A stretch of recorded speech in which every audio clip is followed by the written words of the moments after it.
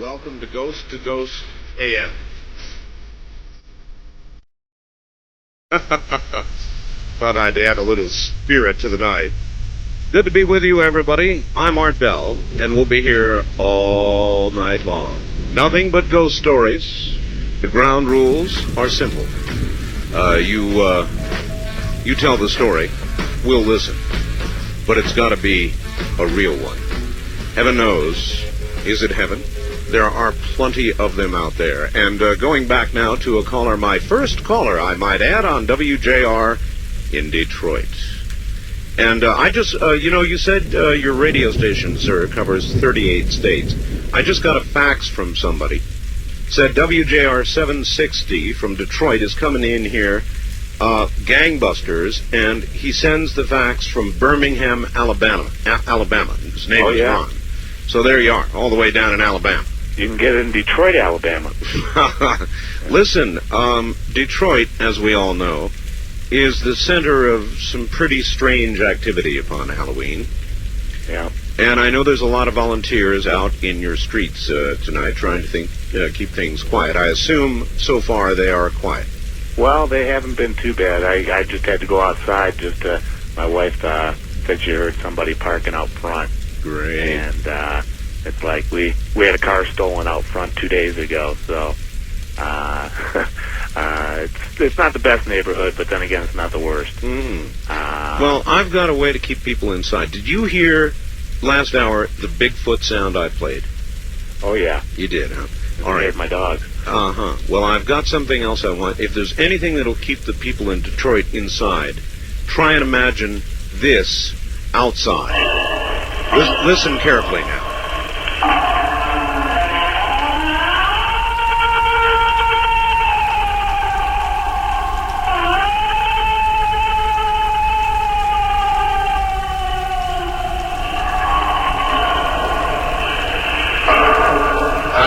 How'd you like to meet something like that out in the middle of the street in the middle of the night? Well, I think I just heard that a few minutes ago. My wife's 8 3/4 months pregnant. Oh, well, I hope she stays that way. Yeah. Well, as a matter of fact, we were almost going to have the baby today, being Halloween, but we're going to have it tomorrow. Well, I hope I didn't bring anything premature, so. Oh, no. Anyway, have you ever seen anything you could not explain? Well, yeah, I had probably about 20 years ago, me and my brother and sister got together and we decided we were going to get out the old Ouija board and have a seance. Yes. And, of course, first person you call up from the dead is George Washington, and nothing seemed to happen, and all the lights were out in the house. And then my brother decided that he was going to call Satan. And oh, really poor idea. Yeah. And next thing you know, we heard a gust of wind, and the front door, we had a vestibule at the front of the house, and just a flimsy door, and that swung shut. So it would have taken an action of somebody pulling it or suction, a really strong breeze or something. Sure. To shut the door. Sure. And we got startled, and we ran over there and didn't see anything. And we flicked on the light, and the light didn't work. So we went to get a light bulb. We put it in, and we had like a 2x4 carpet in the vestibule, and the impression left on the carpet was the trident, the devil's spear, with, the pitchfork. Yes. Oh, yes. I know. And nobody would have had the opportunity to do it, and they would have had to do it in the dark. I'll tell you something, and I'll tell everybody else a brief story, which I sort of said I was never going to tell again. But that's a good one, sir. Thank you. And we shall always remember you, by the way, as caller number 1 from Detroit. What is your first name again? My name is KC. KC from Detroit. Brother, thank you. Well, it's good listening to you, Art, and I'm sure you're going to get a lot more listeners from Detroit. All right, thank you. Good to be on the air there. Well, when I worked in Las Vegas, and for a number of years I did the program in Las Vegas, from the Union Plaza Hotel, it was called at that time. And one night when I was doing a show, this very night, as a matter of fact, a lady called up and claimed to be a witch. She gave me some very, very disconcerting information, personal knowledge, which I actually bleeped off the air. It was so personal, I couldn't believe that she could possibly know these things about me. And toward the end of the call, she said she was going to come and leave something for me. Well, she left me a Ouija board. An ancient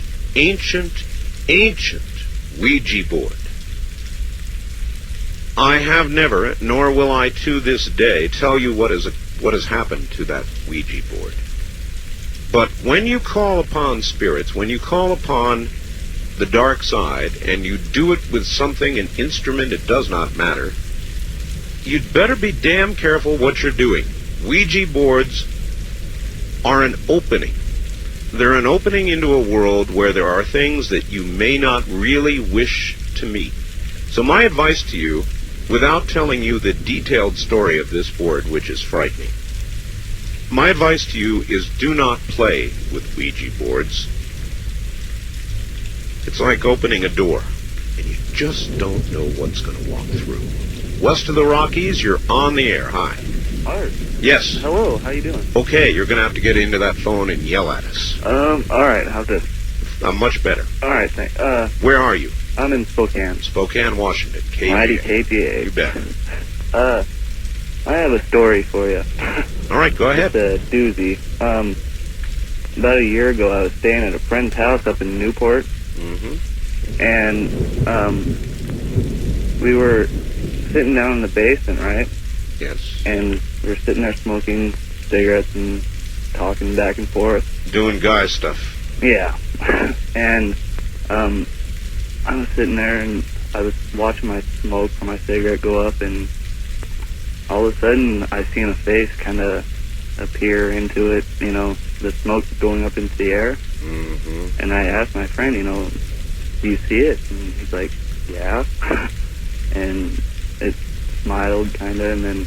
It smiled? Yeah, it just smiled. And then now, I could understand people blow smoke rings. Yeah. I could even understand blowing a face, but I can't understand it smiling. Yeah, it just kind of formed into a face. It was the strangest thing I've ever...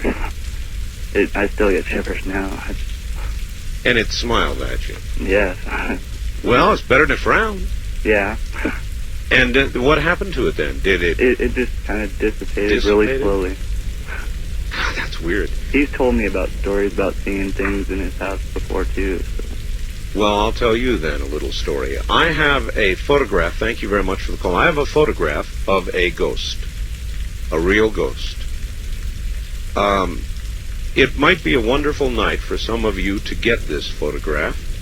If you have a computer and a modem, we've got a bulletin board service, and you can go in and get a photograph of this ghost. Actually, there are several ghost photographs. Oh, by the way, my guest this last Sunday on Dreamland sent me a photograph of a tornadic ghost. I don't know if that's a word, but it is obviously some sort of plasma material at the top of a staircase in the shape of a tornado. Now, down toward the bottom of the tornado, it's translucent. In other words, you can begin to look through it and see the stairs. It's the damnedest thing you've ever seen. I'm going to get that one up on the bulletin board for you as soon as they send it to me to scan. I've got a scan of it right now, but I want to be able to scan it myself at a higher resolution rate. If you want to see a ghost, there is a man in Arizona who was a stone mason. He built stone, you know, he did basements.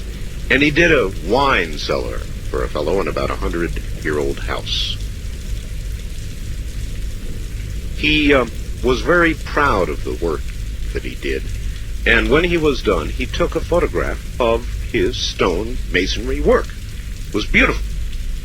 Only thing is, when the picture came out, quite clearly a translucent being appeared in the photograph, and it was captured very, very well on film. And we have published this photograph in our newsletter. And I might add, I've got it on our bulletin board, so if you want to download the picture of the ghost, you can call area code 702-727-1709 24 hours a day. Let me give that number to you again, 702-727-1709.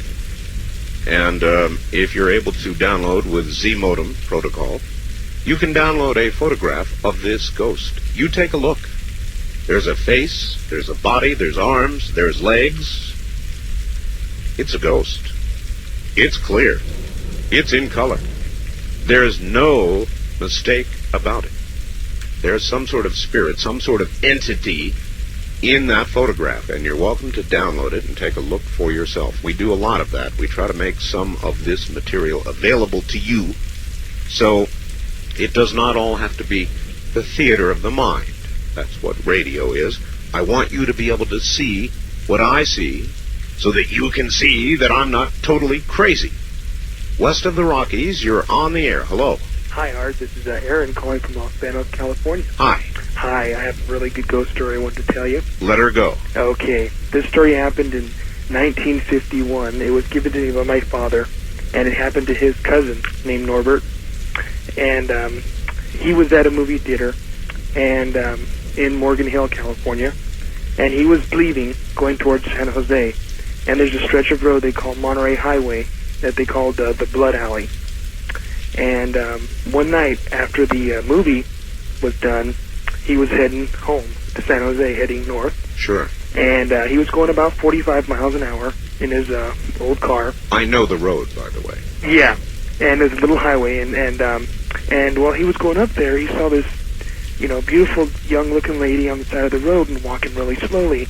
And he kind of slowed down, and he was looking over at her, and she had a beautiful white dress on, and she was looking down, and he slowly passed her, and he looked in his rearview mirror, and he saw her, and he slowed down a little bit more and was going, 10 miles an hour, and for some reason he got a real nervous feeling inside, and he slowly sped up because he was scared. He didn't know, exactly what it was, and if it was something different. He got a different feeling inside, and he said he sped up a little bit. He was going about 35, 40 miles an hour. And he happened to look back again, and it didn't go any further away.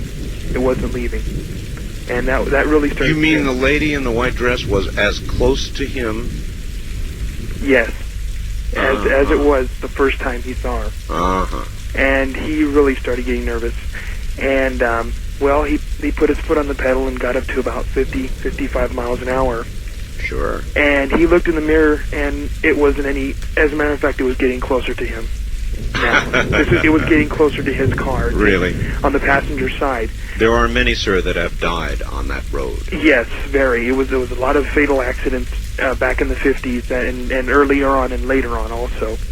And as he got up to speed, he started really stepping on. He was frightened now. By this time, he was really frightened.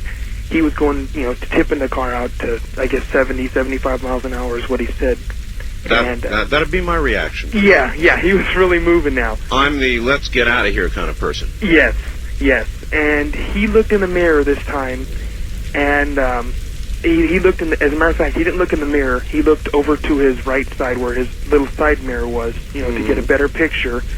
And the worst thing possibly happened that he thought would happen, and there was a white dress floating next to the car. And when he looked at the window, he said he saw a face of a skeleton with white straw hair looking at him with its mouth opened. And he was so frightened he could not believe it. He slammed his brakes on in the middle of the road. It was late at night. In the middle of the road, slammed his brakes on, closed his eyes as tight as he could, said a prayer. And when he looked back, it was gone. He turned around and went back to his mother's house, which was about 20 miles the other way, and and didn't go look back at all. And he went home and he told the story and told it to the whole family. And he well, as far as I know, he never went down that road again, if he could. These things change your life forever. Yes. It's thank you very much for the call. It's one thing to tell them, it's another to really experience them. When you do, it changes your life forever and ever. Because it does not matter what anybody else believes or chuckles about or laughs about. If you experience something like that, you're never, ever going to be the same. Although we eat food every day, we take for granted the process it goes through. Well, you should not. This is Digestive Tract Commercial 101. Digestive Tract 101. You see, in your digestive tract, there are bacteria, or there should be. Now, they're not bad, they're good. What they do is convert the energy, the nutrition from the food, and send it into your body so you feel well. They eliminate the poison. Now, if this bacteria should die, that's bad. Then the opposite occurs, and your body gets poisons, and you get rashes, and you get sick, and it's not good. Now, there is a way to correct it, and, let me tell you something. It's called Natron's Healthy Trinity. Now, what kills that bacteria? Antibiotics, bad diets, alcohol, drugs, stress, even basic aging. You know who takes it? Dan Marino and a lot of other players on the Miami Dolphins take it. You know why?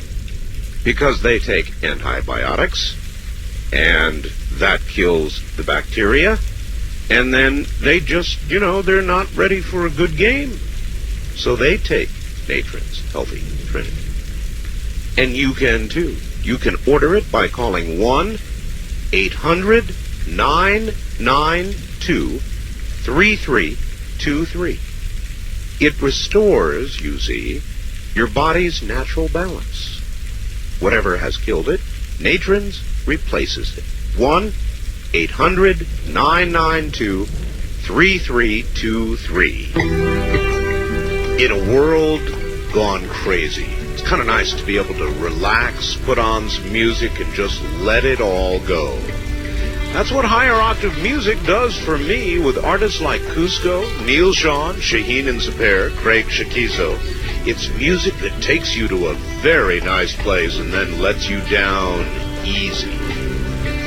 Their current offer is absolutely terrific. Neil Sean, Craig Shakiso, and of course, Shaheen and Sapir. Their albums, Beyond the Thunder, Acoustic Highway, and E as in Ecstasy. You've heard me play this cutting-edge music on the show. Now add it to your collection. You know the great prices they offered on Cusco? Well, they're back. 3 terrific CDs, $39.95 or $27.95 if you prefer cassettes. Call the people at the Higher Octave Music label directly at 1-800-562-8283. 24 hours a day. Remember, mention my name, whether for relaxing or exercising or just getting together with good friends. This is the music, and you've got the number. 1-800-562-8283. That's 1-800-562-8283. Higher Octave, the name for 21st century music. All right, my recommendation is turn down the lights if you have the guts to do it, and listen carefully. West of the Rockies, you're on the air. Good morning. Good morning. This is Dennis from Vancouver. Washington? Yes. All right. Let's see. I've got a ghost story. Sort of a ghost story. Almost a ghost story. Look, that's like being almost pregnant. Either you're a spirit or you're a physical entity. It's one or the other. Well, I'll explain it and go from there. All right, then maybe I can tell you. I was up at Yosemite, National Park in California. Yes. And doing a Ouija board. There we go. Yeah. There were, I guess, about 10 or 12 people in the room. There was only 2 of us on the board. The other people were, standing around watching, contributing their energy. And we got something that came across as being, negative. I don't necessarily want to say evil, but definitely negative oriented. Do you want to tell us what it was? Well, it wouldn't give us a name, but the impression that I have was that it was something higher up than just an ordinary demon. It was very strong, very intelligent. Now, was this manifesting itself simply through moving on the Ouija board and spelling things out, or was there... That's the way it started. Okay. We were, asking questions of it. At first we didn't know that it was evil, but, having done the Ouija board for several years prior to that, we've learned to ask appropriate questions to determine whether it's a positive or a negative entity. And after having determined that it was a negative entity, we were going to stop, but the rest of the people in the room wanted to continue because they were fascinated. So we went ahead and continued with it, which of course was our mistake. But after a while, it told us to turn the lights off. Oh, so, it did, and you listened, right? Yeah, we turned the lights off. We turned the candle on. All right, I'll tell you. Lit a candle. Lit a candle. I'll tell you what. I'm coming up on a break. I want you to hold this story for the break. All right? Okay. All right. Stay right where you are. We will shortly be back. You're listening to an annual event called Ghost to Ghost AM. I'm Art Bell. Put your seatbelts on, everybody. It's going to be a rough ride. Back now to our story, and I'm sorry we interrupted you, sir. You're back on the air again. Oh, no problem. Let's see, where was I? It asked us to turn the lights off, so we lit a candle, and we did turn the lights off. Bad. Yeah, well, we found that out the hard way. We continued, speaking with it for about a minute or so. Yeah, it. Unbeknownst to us, back behind the group, towards the corner of a room, a light started to form, just in the middle of the air. It started off real small, but it was real bright. It was actually lighting up the room. Right. The room got real cold, real fast. There was no bad smell or anything, but it was quite cold all of a sudden. That'd be enough for me. Now, what I want to know, first of all, before you continue is, I'd be out of there. I mean, in a flash, I'd be out of there. Light begins to form where there ought not be light. The room gets cold. That'd be all I'd need. Since my friend and I had been doing it for, on a semi-regular basis for a couple of years, we were fairly fluent, at least up to that point. We hadn't, gotten anything that strong before, but, we pretty much knew how to, deal with it once it got to that point. My friend started getting sick to his stomach. I started, getting a little bit of a headache. So we stopped,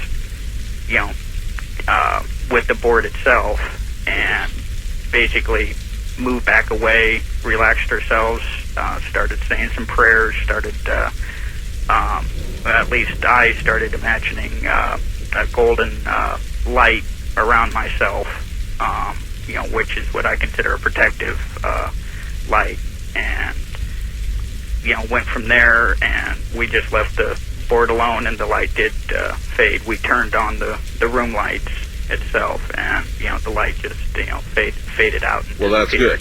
There are a lot of people who would say to you, you should have been praying in the first place, not messing around with the Ouija board. Well, because you know what can happen, sir? Oh yeah, I know you can bring something like that into this world or across from wherever it comes from, and you can put your Ouija board away, and it won't matter because it's in. Right. Yeah. Once it's done its full transformation crossover. Yeah. But we managed to stop at the time. So what would you advise people out there about Ouija boards? Well, first of all, there are several good books out there. If you're really determined to use one, read the books on it first. The best thing to do is to, one of the most common questions, if you get a negative-oriented spirit, one of the most common questions that it will ask is, can I come in? And never think that it's referring to coming into the room or into your home or whatever. When it's asking that question, it's wanting to come into you.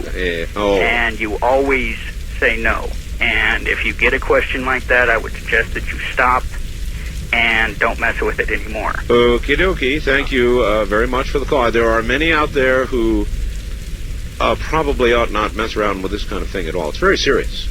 It's not a joke. A Ouija board is simply an instrument, in my opinion. Now, it may be a particularly powerful instrument, but you can invite these sorts of forces in with or without a Ouija board. And my advice to you is, don't do it. Like an unwelcome in-law coming to visit, it might not leave. East of the Rockies, you're on the air. Top of the morning to you. Hello, Art. This is Jeff. I'm calling from Denver. Denver, yes, sir. K-How, I imagine. Yes, and I have a true fact story that I can relate to you about spirits, ghosts, or whatever you want to call them. Let her rip. I was living in an apartment complex, and a guy came over to me. I met him just inadvertently, and I was working in the legal field, and he asked me to check out whether or not his wife had been married before, and I did that, and I gave him information, and he came over to my apartment. Had she been? I just want to know. Absolutely. Okay. Yeah, it was bigamy. Oh my. He was married to her for 10 years, and she never got a divorce. Mm-hmm. So he came over to my house. He was crying. Sure. I took him over to his apartment, tried to calm him down, and he went into a rage. He started tearing telephones out of the wall, breaking lamps, tables, etc. And then he came at me like he was going to attack me. He got right up close to me, and he fell down, and he started to convulse. And I thought, well, this guy has epilepsy or something. Sure. And then he jumped up again and did the same thing again and went down like someone hit him in the head with a ball bat. And it was frightening. The hair on my head went up. His eyes were rolling back. He was foaming at the mouth. You're saying it was like he was in combat with some horse. I don't know what was going on, but what I can say that really frightened me was he was speaking out of his own mouth and cursing me and doing all this, but there were multiple voices coming out. Sometimes there were one, sometimes it sounded like two or three or five or six. And then he stopped breathing, and the guy was foaming at the mouth, and that. I went down, I checked his pulse and all that. I had to give him CPR, get him breathing again, and I had to run over. He pulled the phone out of the wall. I had to run over to the neighbors and ask them to call the cops, and then the cops, the fire department, the EMTs, all them came over. They took him off to ER, and I thought, well, when he was talking to me, it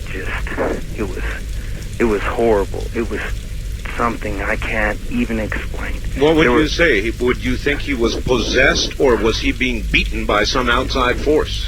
Well, all I can say is there were voices coming out of his body when his eyes were rolled back, and he was foaming at the mouth. He was writhing on the floor, and sometimes it sounded like one person talking. Sometimes it sounded like 5, 4, whatever, talking. And so I gave him the CPR.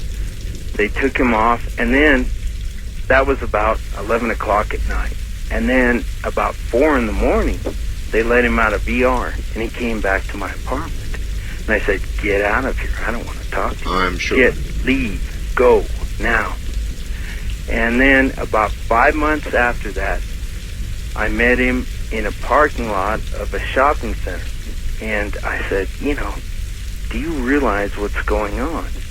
Do you understand? And he said, yeah, can you imagine what those cops did to my apartment? I said, the cops didn't do anything. You did that. And I talked with him for a while, and then he told me that he was an immigrant from France. He was in an orphanage in France, and as far as these convulsions and stuff, I asked him if he was epileptic or all that, and he said no.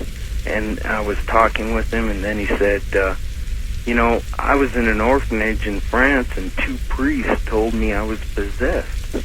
And I said, oh, gee whiz, and that was the end of it. I didn't talk to him after that. That's enough. All right, my friend, thank you.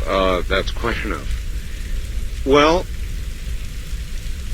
what to say about that? We were talking about inviting entities in a few moments ago. Maybe on occasion they invite themselves in. Maybe on occasion they take the minds of those who can be taken. Had you thought of that? Wildcard line, you're on the air. Good morning. Good morning, WBC Duluth Superior. In Wisconsin. Actually, I'm in Duluth. But Duluth, Minnesota. I'm sorry. Yeah. All right. Yeah, your Detroit station is coming through pretty good, too. All right. Say, are you going to tell us what happened to your Ouija board? Absolutely not. Can't talk you into it, huh? No, that's one story I really won't tell. It scares me, and I don't like telling it. Not even on this day. It scares the hell out of me. That's one thing that really did scare me, and that's so I warn people about Ouija boards. How about you? Do you have a story? Yeah, I got a quick one for you. All right. Back in the 50s, my mom was seeing a gentleman in her school. She was a junior in high school. I guess they were really in love with each other, this, that, and the other thing. And one night, she was sleeping, and she kind of stirred in bed, and she woke up and saw him standing in the room, her bedroom. What are you doing here? And he just kind of faded away. No. And the next day, she found out he was killed in a car accident. So. Oh, there's a lot of stories like that. There's a lot of stories. Thank you very much. Now, you see, I believe we had Brad Steiger on a couple of weeks ago, and actually we've been kind of doing the warm-up to Halloween for some time now. But there are many, many stories like that. It seems when many die, the energy that is us, the energy that may be our soul, our essence, whatever it is you want to call it, you give your own name to it, has something that it must say to somebody that it has left behind. It must say it. And somehow that energy, either still here on Earth or from elsewhere, finds its way back long enough to assure the person that it loves, or to pass a message that must be passed, information that a loved one must have, and somehow the energy makes it back. Don't ask me. I just do talk shows. East of the Rockies, you're on the air. Hello. Thank you. Where are you? Pardon? Where are you? Corpus Christi, Texas. All right, welcome. Welcome. Yes, I have several ghost stories, but I know I don't have that much time. Now, give us your best. Oh, the best. Okay. One time my husband and I had a disagreement, and he had been, just frolicking and carrying on, and I'd about had it. And I was very upset, and my mom told me, well, you need to cool down. And so she said, let's go to this thrift store that happened to be in a hospital. And we were walking down the corridor. Why is it that when women get upset, they go shopping? It's true, isn't it? Yeah, it is. But anyway, my mom and I were walking down the corridor, and in the hospital, you hear there's like speakers, and there's like, Dr. Jones. Dr. Jones wanted an ER, and you really don't pay attention to these things. That's right. And anyway, I was upset, and she just calmed down. I said, no, this is it. I am upset. And nothing you can say, Mother, is going to change my mind. She says, well, I really think you need to cool down. I said, well, nope, that's it. At that point, we heard a voice walk by, and it just asked in a real deep voice, where did you leave Ben? And we didn't pay any attention to it until we walked about 2 feet.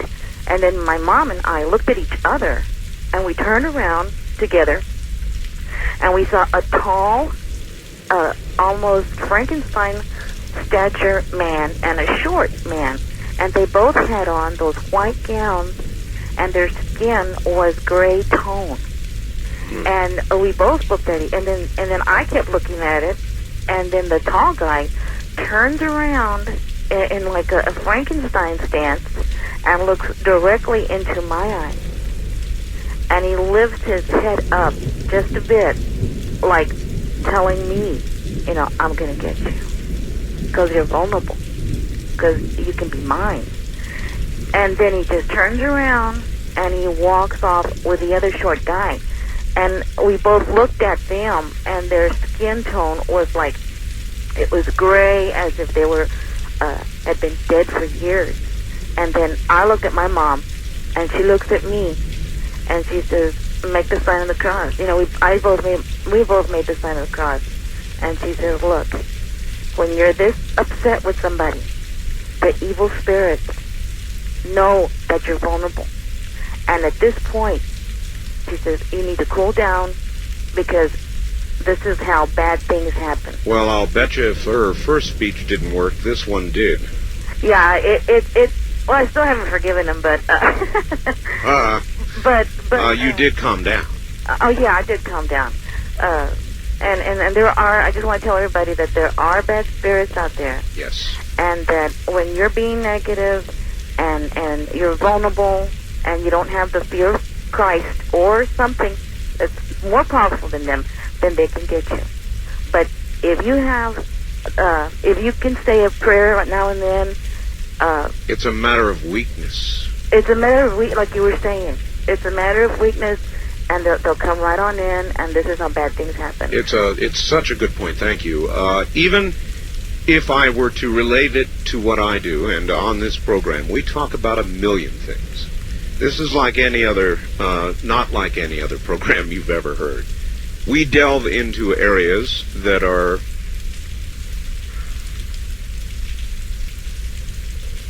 There really is no explanation for it. I can't put it into words. You're just going to have to listen to the program, not just this one, but the one we do on a regular basis, and you'll begin to get the idea. We don't bore in. We're not like other talk shows. We don't bore in only on politics or anything else. We do whatever comes up on any given night.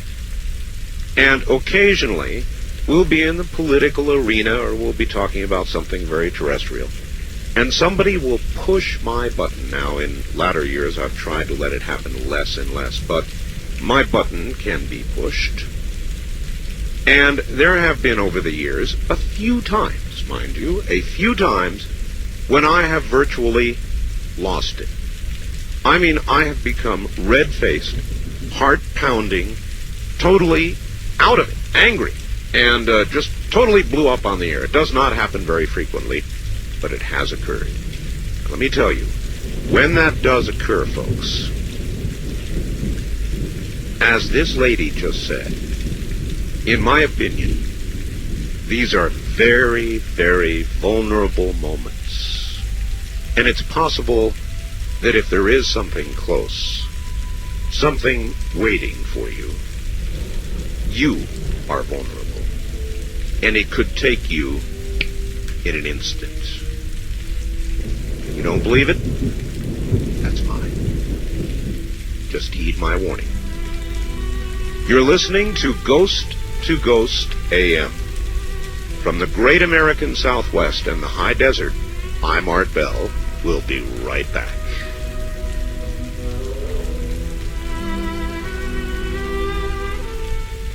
This is Ghost AM.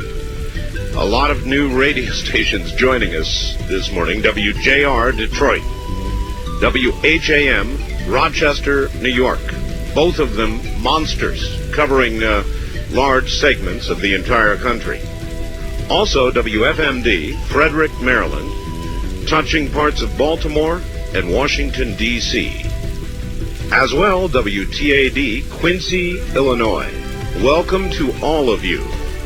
Welcome to, well, I don't know. There never is a norm on this show, but if there is, this is not it. We're telling ghost stories. Tonight, maybe tomorrow night. I don't know. We'll see how it goes. We've had some buttes already. If you're just joining us, sorry, you've missed some buttes. We'll get back to it all in just a moment. Now, you know I love bringing you new junk.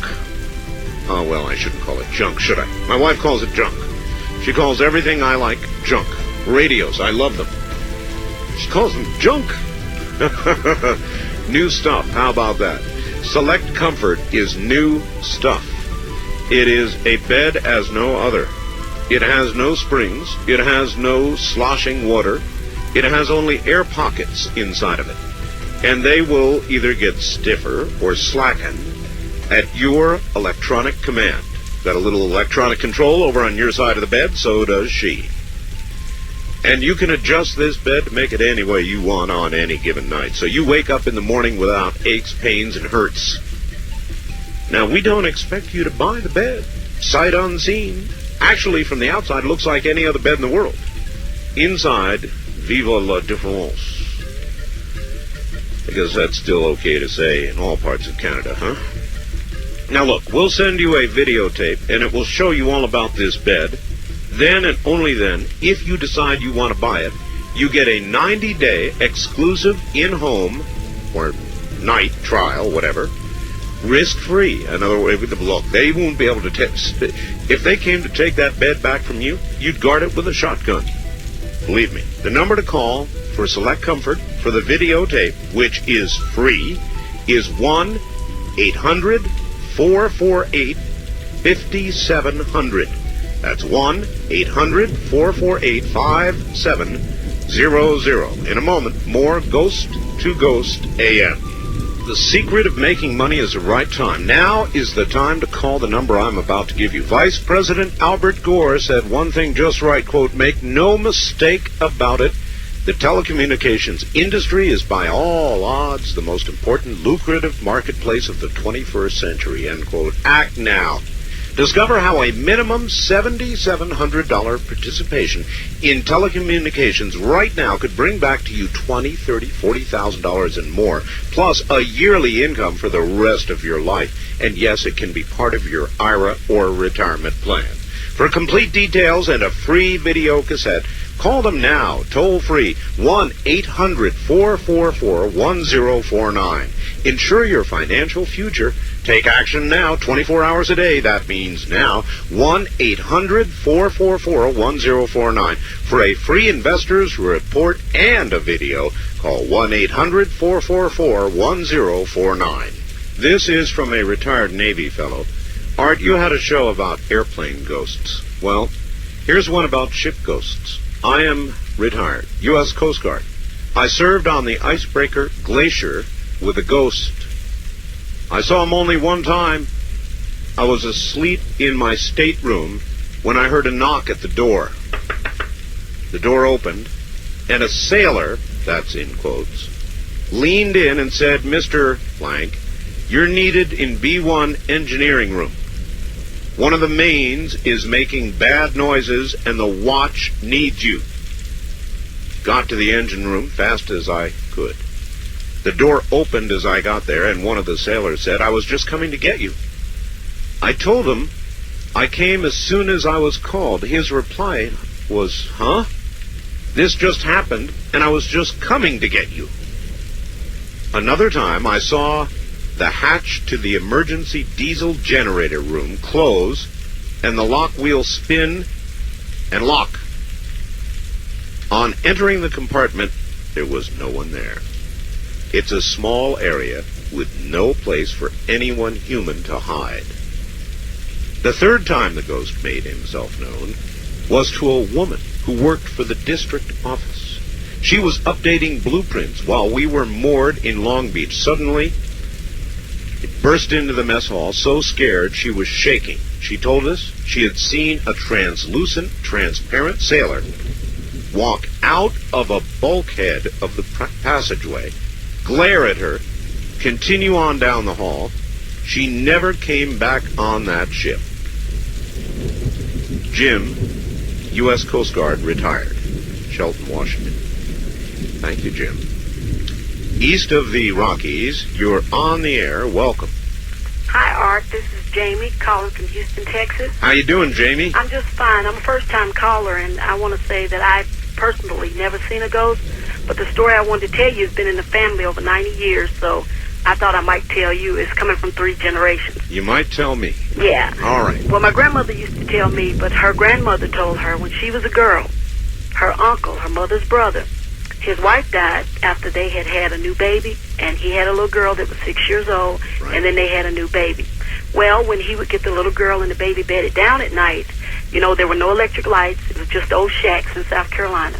He would go out late at night, you know, for a couple of hours, you know, but he would leave a fire burning in the fireplace. Sure. Well, one night he went out and he didn't come back. He stayed out a little late, and the baby started to cry. And the little girl, being 6 years old, she was afraid because the fire was burning out. She was afraid to get up. So after a while, the baby cried and cried. After a while, she heard this thump, and then something came down the fireplace.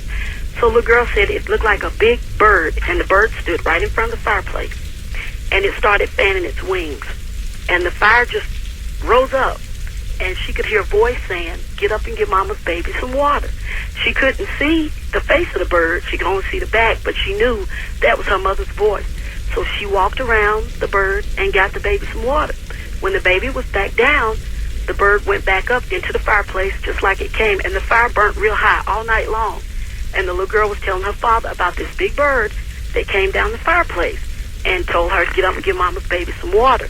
So when he told his mother, which is my grandmother's grandmother, my grandmother's 85 now, she told him never leave the children alone anymore. But it was just amazing how something good, I guess we could call it a ghost or whatever, but the mother just wanted her to get a baby some water, you know, little girl like that. Well, I suspect in the spirit world there is good and there's evil. Sure. And I just thought I wanted to share that with you because that's not evil. It was a good thing. I appreciate it. And my grandmother's handed it down, and I suppose when my son gets old and has grandchildren, I'll hand it down to him. But thank you, Art, for having me. And I'm listening to you. All right, I'm glad. Thank you. That's KTRH, Houston. Now, I agree with that lady. There's good and there's evil. How many of you saw a movie called The Stand? Her bird story reminded me of this. In The Stand was a wonderful movie. The first hour of it is possibly some of the best I've ever seen. It kind of deteriorated, in my view, after that, the television version. But in The Stand, you may recall the large, black, evil bird. Well, I broadcast, for those of you who are just joining us, from my home, here in the middle of the desert, in the middle of nowhere, in a little town called Pahrump, Nevada. Laugh, if you will. At any rate, our town is famous for many things, but one of them is big, black birds. And the movie they used, the bird they used for the movie, The Stand, came from right here in Pahrump. And those birds are all around me. So these are some of the biggest, but these birds are big enough to carry cats off. You don't mess with the birds out here. I don't know why they're so common to this area, but they're here. Big, big birds. Birds so big that if you can get near them and they begin to take off, their wingspan, as they begin to beat their wings to get their big bodies in the air, you can feel the draft. They are that big. West of the Rockies, you're on the air. Hi. Hi, Art. How are you? Okay. Where are you? I'm in Reno right now. Reno, KOH. That's right. This story happened to me, I would say it was 91, 92. I don't remember the exact date. I was living in Guam. Guam? And I was at a friend's house, and he was on his way out of the door. I'd just shown up, and he's like, well, hey, look, I'm going to a rosary, which is really common out there. It's very, very Catholic, and it's kind of like the remembrance of their loved ones that have passed away. Sure. He's like, look, I'm on the way to this rosary. How about this? Come with me. We'll keep that way. It'll keep it real short. We'll just stop in. We'll, say hello, blah, blah, blah, whatever, pay our respects, and then we'll take off. Right. Well, we get there. Everything's kind of fine. Everybody's kind of just mellow, and it's mostly just the immediate family of this guy that had passed away. Yes. And it was a guy that he went to school, my friend had went to school with. And so we're standing there, and the guy that died's little sister came in. She was about maybe 4 or 5 years old, crying. She comes running from down the hall, and I don't remember the dead guy's name, but I'll just say David. She was crying, and her mother's like, what's the matter, hon? And she's like, well, David's here. And she was like, I don't want to hear that. Just kind of calm down. She's like, Mommy, David's here. He's here. And the grandmother said, look, just, your mother doesn't need this right now. Sure. And so everything was fine for about 15 minutes. Next thing you know, she's standing there. She says, look, there he is. And we all just kind of stopped, and we're all looking down the hall, and there's nothing. And she's like, can't you see him? And we're like, no. And the grandmother by this time is getting a little irate, and the mother's pretty much crying pretty profusely, I guess. And it wasn't a really good scene at this time. I've got you. So everything kind of chilled out a while, and I'd say about 5 minutes passed. She walks down the hall, comes back, and she's just saying, look, David wants us in his room now. And, just to kind of humor her, I guess, the grandmother told my friend to go in the room with her. Sure. And also, her older brother, the one, that was older than the one that had died. So I just followed, because, I don't know, it's kind of like one of those little horror movies, I guess. You want to know what's going on. So I followed him into the room, and she's, like, pointing to these, I guess they're cupboards or whatever, but they're kind of like sliding doors above the bed. And they're about 6 feet up in the air. And she's like, he wants us to open those. So my friend goes over to open it, and he can't make it budge. He cannot make this little door to this cupboard slide over. So he asked me to help him. And I get up there, and I'm not a little guy. I'm about 200 pounds and about 6 foot. Right. And I was budging and just pulling and pushing, and we tried everything to get this open. There's 2 of us. And we couldn't do it. And, I'm starting to get a little, not really upset, but just aggravated. Sure. And she's, starting to cry again, saying, do it, do it, do it. And so the mother walks in, and she's like, calm down, calm down. Well, she said, and then the little girl said, no, he wants me to open it.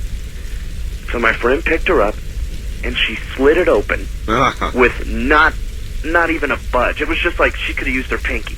Yeah. And in there were a bunch of personal artifacts and pictures, and the first thing that they pulled out was a letter that he had written to his little sister in case something had ever happened to him. Oh, my God. And it was the scariest thing. I mean, yeah. Well, I listen, thank you very much for the story. I can't tell you how much I appreciate it. That, though, is typical. And there are 2 things I would take from that. One, again, a person who has died coming back to give a message that must be given. Something that must be released from that spirit before it is released. But the other aspect of that story that I find intriguing is that I believe that children, little children, have more of an ability to see, experience, or touch the other side than we do. Now, I wouldn't pretend to be able to tell you why, and there are adult sensitives, certainly, who have either maintained or nurtured that ability to see or reach or talk to the other side. But children, in their innocence, I think, have something that the rest of us begin to lose as we get older. because of the noise of society, the noise level, the signal-to-noise level, if you will. It was a deep thing that is either in all of us, or was once in all of us, or is still in all of us, that fades. But, in children, it has not yet faded. So children have a unique kind of sensory ability the rest of us do not have. East of the Rockies, you're on the air. Good morning. How you doing, Art? Okay, where are you? I'm in Canton, Michigan, which is just west of Detroit. Excellent. WJR, I bet. You betcha. All right. I just want to tell you about a really scary ghost story that involves my brother. This was back in 1983, October 7th. Yes, sir. And, you remember the date that well, huh? well, I sure do, because I was on the road. I was playing with a band in Saginaw, Michigan. Ah, yes. Playing at the Fordney Hotel. And I finished the job about 2:30 in the morning, and I went up and I had a couple of beers, and I laid down, and all of a sudden, I woke up and I was at the top of the stairs. We were staying on the second floor of the hotel. And all of a sudden I felt a arm around me, and it was like, I heard a, "Hey, brother, go back to your room. You got to go to sleep." Well, all of a sudden the next night, I got a call from my mother that my brother had committed suicide, and he had died 2 days earlier on the 6th. Oh, boy. Any other visits, or was that it? No, he visited me for about the next week and a half. He did? Yes. And talked with you? It was like I could feel a cold stare over me. A presence. Yes. Not unusual. Again, really typical. It was very strange. People pass, and yet, for some reason, they don't quite pass. They're not quite ready.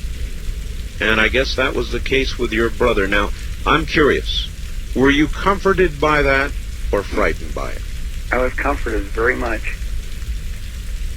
Did it change you? Yeah, I think it did. I mean, does it tell you there is an afterlife? Yes, it does. Yeah. Yeah. I sure do appreciate your story and your call. Thank you. That is what it's all about. The search. Now, how are we to know there really is another side?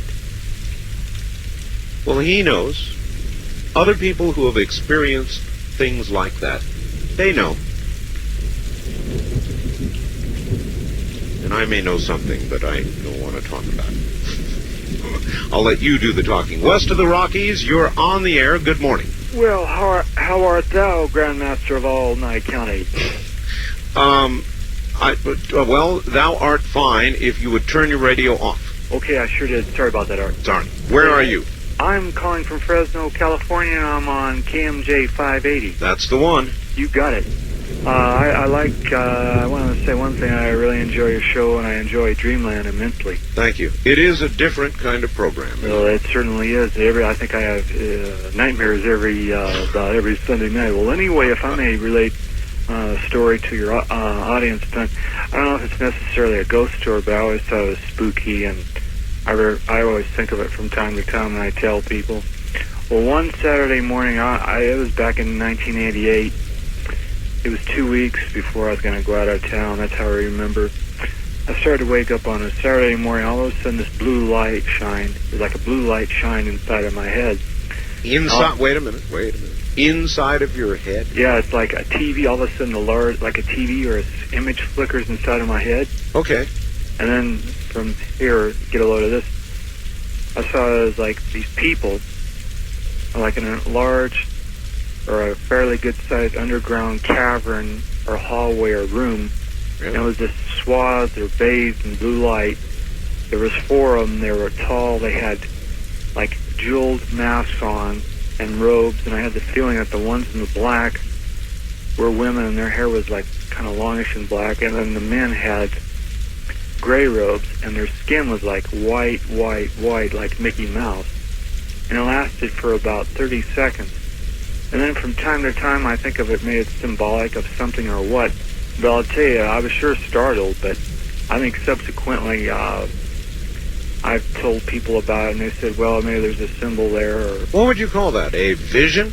I don't know, but for a moment, since then I haven't had something like this, but ironically I'd been thinking that before I went to sleep how we can possibly communicate with our ancestors psychically.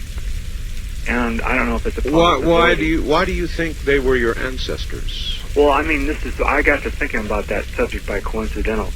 I don't think that they are, but I got the feeling they're from overseas. I don't know if that's of any importance. Maybe, all right, thank you very much. Maybe what happened is you just sort of crossed psychic paths for a few moments with somebody who was doing some kind of experiment somewhere else, or somebody else who was dabbling in areas they perhaps should not have been, and you were simply the receptor for that tampering.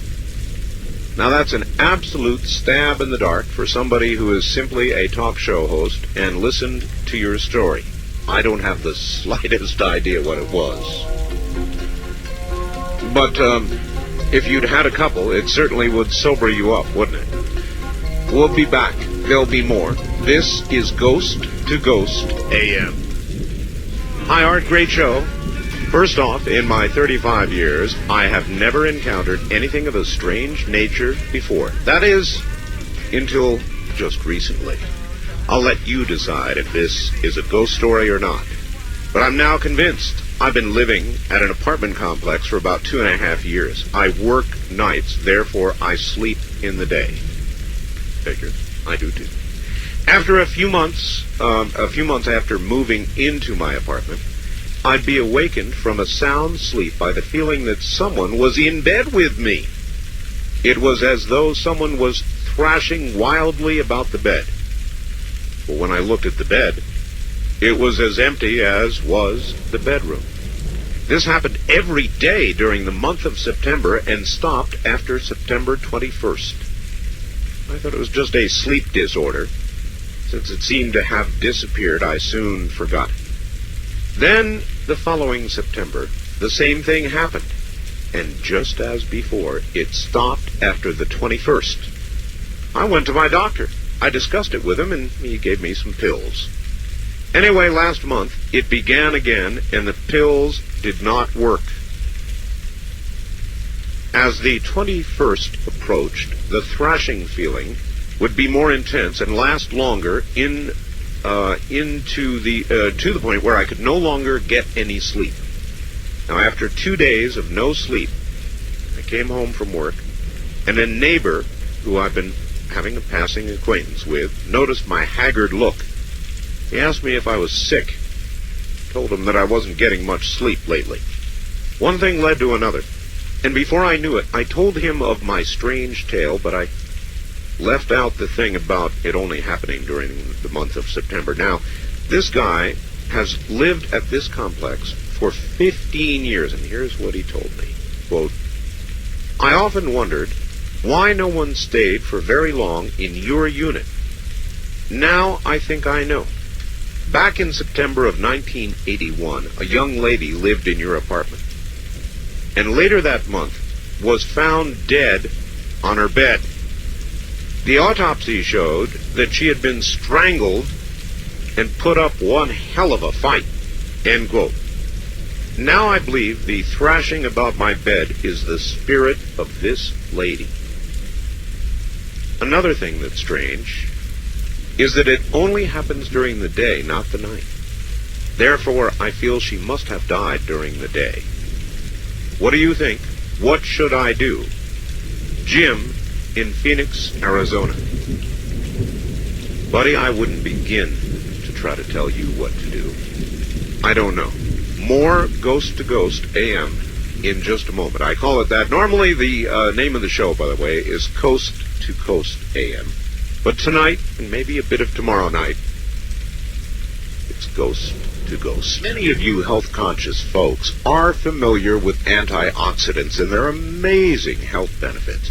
Now, vitamin C is probably the most famous of these. UCLA scientists found that antioxidant vitamin C can help avoid cancers, strokes, heart attacks, increase life expectancy an average of 5 years. Well, now, there are new antioxidants on the market, and listen.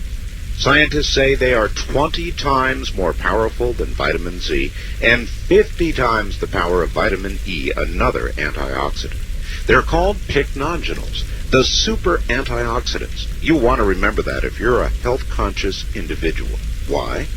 Well, according to Richard Passwater, Ph.D. and authority in the field, you're being bombarded by something called free radicals, toxins, environmental and otherwise, that break down cells, damage tissue, cause you to age faster, develop stiff joints, and wrinkle sooner than you ought to. How can you fight these free radicals that bombard you every day? Antioxidants and pycnogenals are the most effective antioxidant you can buy today. To order this amazing new food supplement I'm taking, call the folks at Health Naturally at 1-800-856-1119. These pycnogenals are pharmaceutical grade, made from 95% pure grapeseed extract. It's the very purest on the market, giving you the most benefits. Call 1-800-856-1119. That's 1-800-856-1119. One other note, then it's back to the stories. It involves absolutely fresh flowers. This is a company in Southern California that sends only good spirits, emotions, love, feeling, caring. And they send them directly to you or to the person you want them to go to the next day. Here's the deal. It's a flower farm. They sell flowers to you minus the cost of getting them there at the wholesale rate. So when you call the flower farm, they actually go out, cut the flowers, pack them up in this big triangular box, and they go off next day by FedEx. So you call today. The flowers are delivered during the week tomorrow. Pretty good, huh?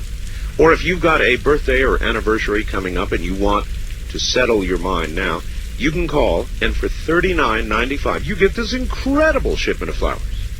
And miniature carnations. Every color of the rainbow, you get a little card with your message, your name, flower, preservative, and delivery, all for $39.95. Try and beat that anywhere. The number to call 24 hours a day is 1-800-562-6438. Let me give that one more time. 1-800-562-6438. West of the Rockies, you're on the air. Good morning. Where are you calling from, please? Houston, Alaska. Houston, Alaska. Right.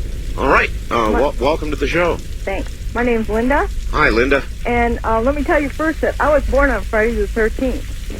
And this story that I'm going to tell you happened to me 35 years ago when I was 13 in a place called Westfield, Massachusetts. All right. And at 13, I went to a public school there. And at 13, I had a crush on a boy that went to Catholic school. And I talked a couple of my friends in on a Monday night to go to see him after catechism got out. Ah, yes. And we had a curfew time. We had to be home. And we knew we were going to be late. So my friends, which was kitty corner to the church, was an old cemetery. And it had the wrought iron and the stone wall. Oh, and yes. As a child, I don't remember it ever being used, but it was an old cemetery. It was pretty shut down. And my friends talked me into going through the cemetery to take a shortcut home. So I was always a tomboy and wasn't afraid of anything. So we took off through the cemetery running. And halfway through the cemetery... Well, if you weren't afraid, then why were you running? Well, we had a deadline to get home. I've got you. All right. Okay. We took off running through the cemetery. And halfway through the cemetery, I fell through the ground. I beg your pardon? I fell through the ground. Through the ground. In other words, into a hole which I assumed was a grave. Grave, yeah, right. And the dirt came in down around me. Oh, boy. And I was screaming. I had bugs that I assumed were termites. They had wings on them. that I was covered with. Oh, my God. And at that time, as 13 years old, I was only about 5'1". I didn't know how I was going to get out of here. I remember screaming. And I felt something around my feet, a pressure, nothing, that was grabbing onto me, but some kind of pressure that lifted me up out of that dirt. And I was at a dead run, and I didn't stop until I got to the other side of the cemetery.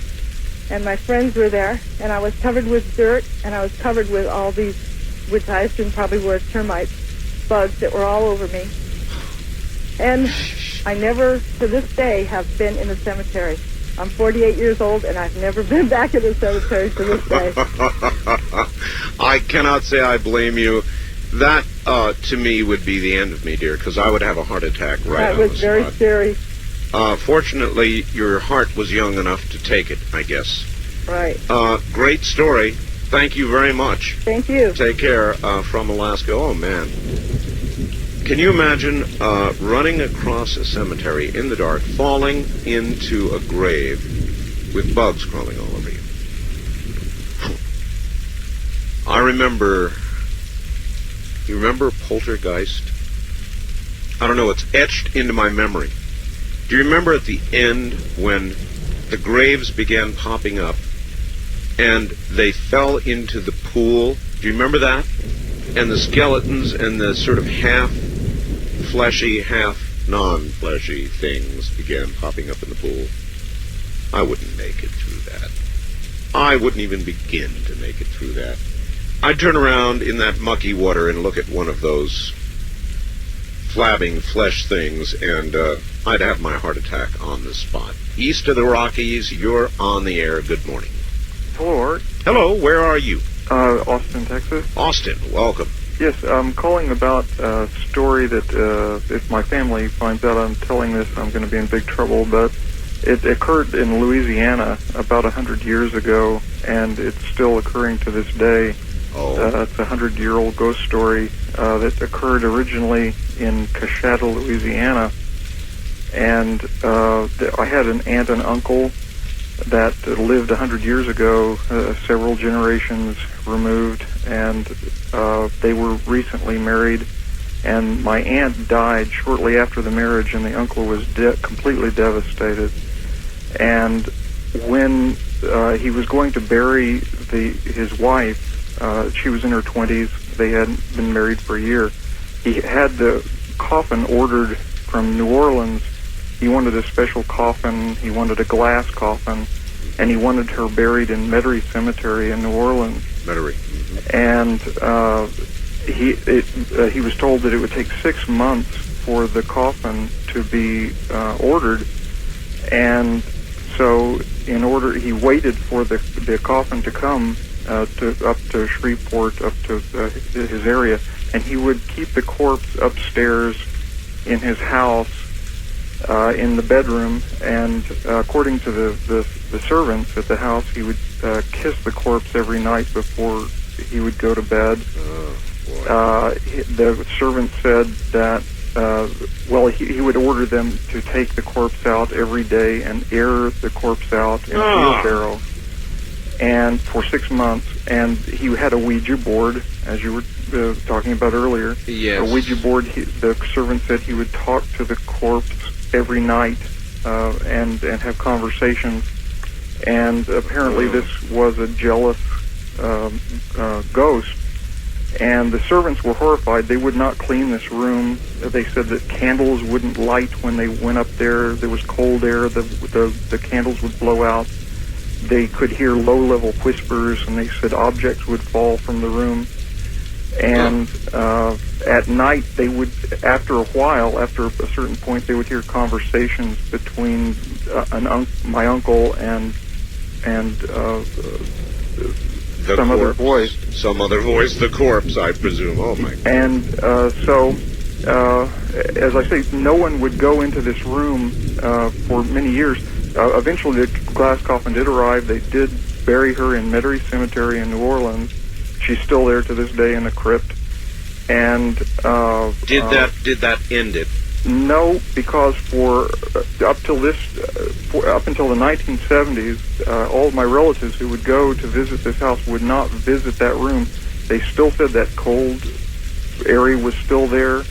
They could still feel the presence. I remember going there as a child with my aunt. My aunt had shaky legs; she wouldn't even walk up the stairs. They could hear the squeaky wheels of the wheelbarrow at night. Of the wheelbarrow that was supposed to air out the corpse. They could still hear that in the 1960s and 70s. And there was a portrait that they couldn't photograph. Is this something that your family will not talk about? It's not something that they're proud of. There is, but it is something that everyone knows about. And there is a certain member in the family who is a keeper of the key to the crypt, who does have a key to the... Would you go in there? Yeah, I guess I would. Just out of curiosity, because it's been something I've heard about all my life, and I'm curious about it. All right. Well, I listen, I very much appreciate your call, but there's no way that I would. There's no way. Absolutely no way. Now, you tell me, you explain to me, but that man is just like the women in the low-cut dresses, who the moment you hear the bump and the grind in the basement, immediately do what? They go down the stairs to the basement, the one place where you know they ought not go. Everybody knows evil things lurk in dark basements, but they go straight down there. And see, if that fellow had the key, where would he go? He'd go look at the body. I know he would. I wouldn't. Would you? Listen, I want to tell you two things. One, if you would like a copy, and we have over 2 more hours of this program yet to do. This is one program that we make available to the audience. If you would like a copy of the program you are listening to right now, you can call 1-800-917-4278. Let me give you that number again, because I know a lot of you are going to want it. It's 1-800-917-4278, and it is good now, 24 hours a day. It is the Ghost to Ghost Halloween show. One other little item. We know we're going on in a whole bunch of new affiliate areas this morning. Love to hear from you by fax. We do have a 24-hour-a-day fax service, which sounds pretty fancy. It's really just a fax machine in my living room. The number is area code 702-727-8499. Let me give that to you again. I'd love to hear from somebody in New York, confirming we're on way back in New York, Rochester. Area code 702-727-8499. West of the Rockies, you're on the air. Well, hello, Art. Hello. Scott from Graham, Washington. Hello, Scott. And this is something that happened over on the west side of the Olympic Mountains. Yes, sir. And it's up the Queets River. Anyway, we were, there was 4 of us, and we had 2 pickup trucks and 1 camper on 1 truck. And we went up to this beautiful spot with a river, and on the other side of the river is a cliff with these just huge boulders, probably 5 to 1,000-pound boulders. Big just rocks. Huge. Big rocks. Big rocks. And so we got up there, and it was dusk, and when it's dark up there, I mean, it is dark. I mean, you can't even see your hand in front of your face. Understood. And so we decided to sit all in 1 camper and have a good old poker game. Mm-hmm. So we were all sitting around playing poker, and it was about 1:30 a.m. And we heard some splashes in the river. And we heard some grunts. Grunts. Yeah, just kind of huge grunts. So we figured it was probably a bear out there having fun in the river, you know. Don't like grunts. Yeah, and so after a while, the grunts seemed to get louder. And we heard like big rocks hitting each other. You know how you can hear the crack of rocks? Of course. And after a while, these rocks seemed to get closer and closer to our camper. And you could feel the rocks hit the ground outside to kind of a big thud. And I'm telling you, we all looked at each other and we said, nobody's going outside. I mean, we were armed to the teeth, but we were scared to death. I wouldn't. You mean like those gigantic rocks, coming out of the air and hitting the ground like that? Yes. It's just like somebody was over there throwing these huge rocks. Uh-huh. And then, I wanted to call you last week about the Sasquatch sound because you wouldn't believe this. I mean, the hair on the back of our necks was standing up. It's standing up now. Was it like the sound I've got? It was close, but not really. I mean, closer to the first one that Linda Howe sent, or the second one? The second one. And you mean that absolutely horrible? It was I don't know what I would call that. I would call that. It almost sounds human. To me, it sounded like a man in horrible, horrible agony. That's the only way I can think to put it. Is that about the way it sounded? Oh, you wouldn't believe it, Art. It was just about like that, and it was echoing up and down the river, and it was terrible. We were terrified, and these rocks you could almost hear them whistling through the air, and they were crashing on the other side of our camper. They were hitting in the water, and the cracking of the rocks, and this went on, Art, for 3 hours. And we were What do you guys scared. do? You just sit there and sort of shake at the table, or what? We're on the floor of the camper. We just couldn't move. We didn't know if one of these rocks are going to hit us. Now, you see, that sounds realistic to me. That's where I'd be, floor of the camper. You betcha. And we were armed to the teeth, let me tell you. And I was ready for anything. And this went on for 3 hours, and it was about like 4:30 in the morning, and the sun started coming up. And we're all looking at each other going, thank God. Yeah. Especially because I had to go to the bathroom. But anyway, and so we finally had enough nerve to go outside the door because the crashing and everything had stopped like about an hour before the sun came up. See, I would have waited, too, for the crashing to stop and for the sun to come up. Okay, sounds good so far. Okay, so we decided we'd go outside. And finally, we opened up the door, and we all got out, and I said, you guys get out here, you got to see this. And the other truck was just fine. But around our truck and the camper were these huge boulders in a circle around the camper. Oh, my God. What, I presume to this day you have no idea what it was. No, but it had to be something awfully big. Awfully big. Because it took us pushing with one truck and pulling with another to get him far enough out of the way so we could get the truck and the camper out. That's an incredible story. Do you swear that's true? Oh, yes. And this happened in 1975 because it's when I got out of the service, and all four of us got together because we used to go on camping trips when we were in high school. And to this day, when we get together, I mean, this, this is something we always talk about. You still talk about. I can imagine you would. Well, that one is almost a topper. What an absolutely incredible story. And so that's where it ended. You hauled the rocks away, and that was it. Yeah, we pushed them out of the way, and we got out of there. And I have never been up there again. I can't blame you. Thank you. I will not go. Thank you very much for the story. Thank you, sir. Art. Take care. Something that big with those kinds of rocks. No, thank you.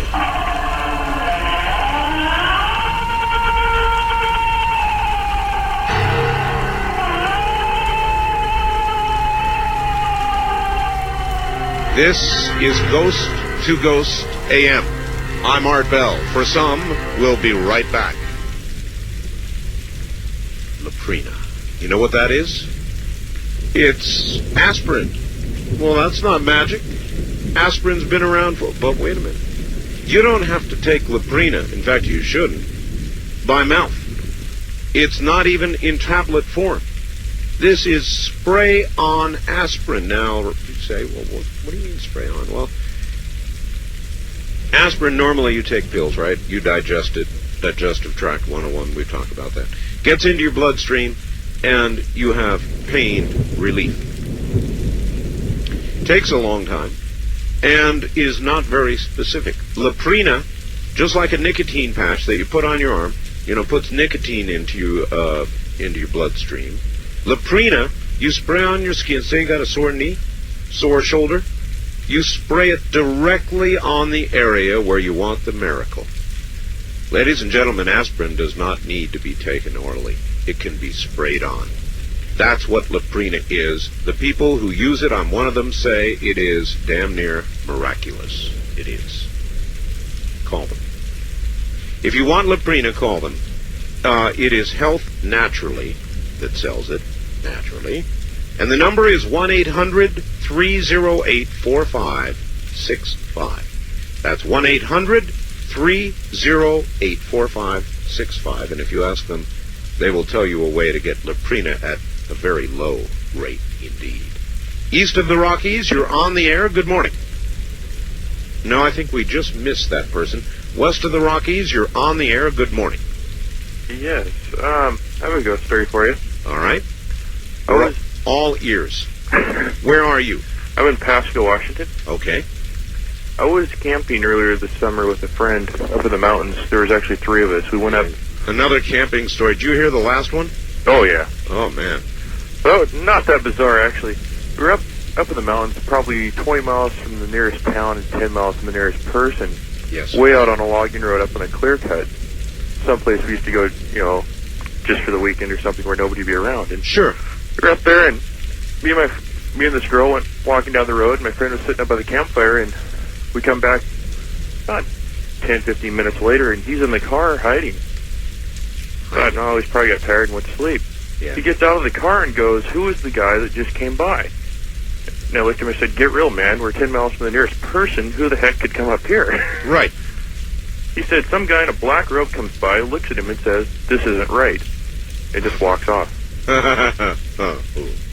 Meaning, he thought, what? This isn't right that you are here?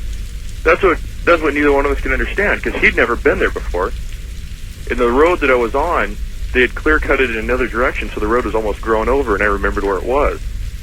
It was one of the roads that trees had now come up in the middle of. Right.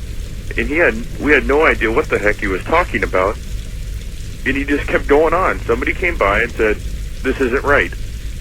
And he just kept going on and on. So finally we just left because he was just going ecstatic about it. That's weird, all right. That's very weird. And so you just never found out anything more about this? He still, every time I talk to the guy, he still goes on about this. He still thinks I had somebody up there with us. But where we were, it was impossible for anybody to have found us. I mean, it was one of those places, if you were to get hurt or something, nobody would find you. Well, I guess that's one of those things you're going to have to wonder about your whole life, huh? Apparently.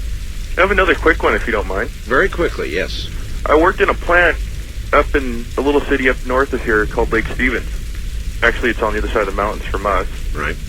And I was in working one night. It was a Prestolog plant, and it was very noisy, so you wear earplugs. Mm-hmm. And all of a sudden, I heard somebody call my voice.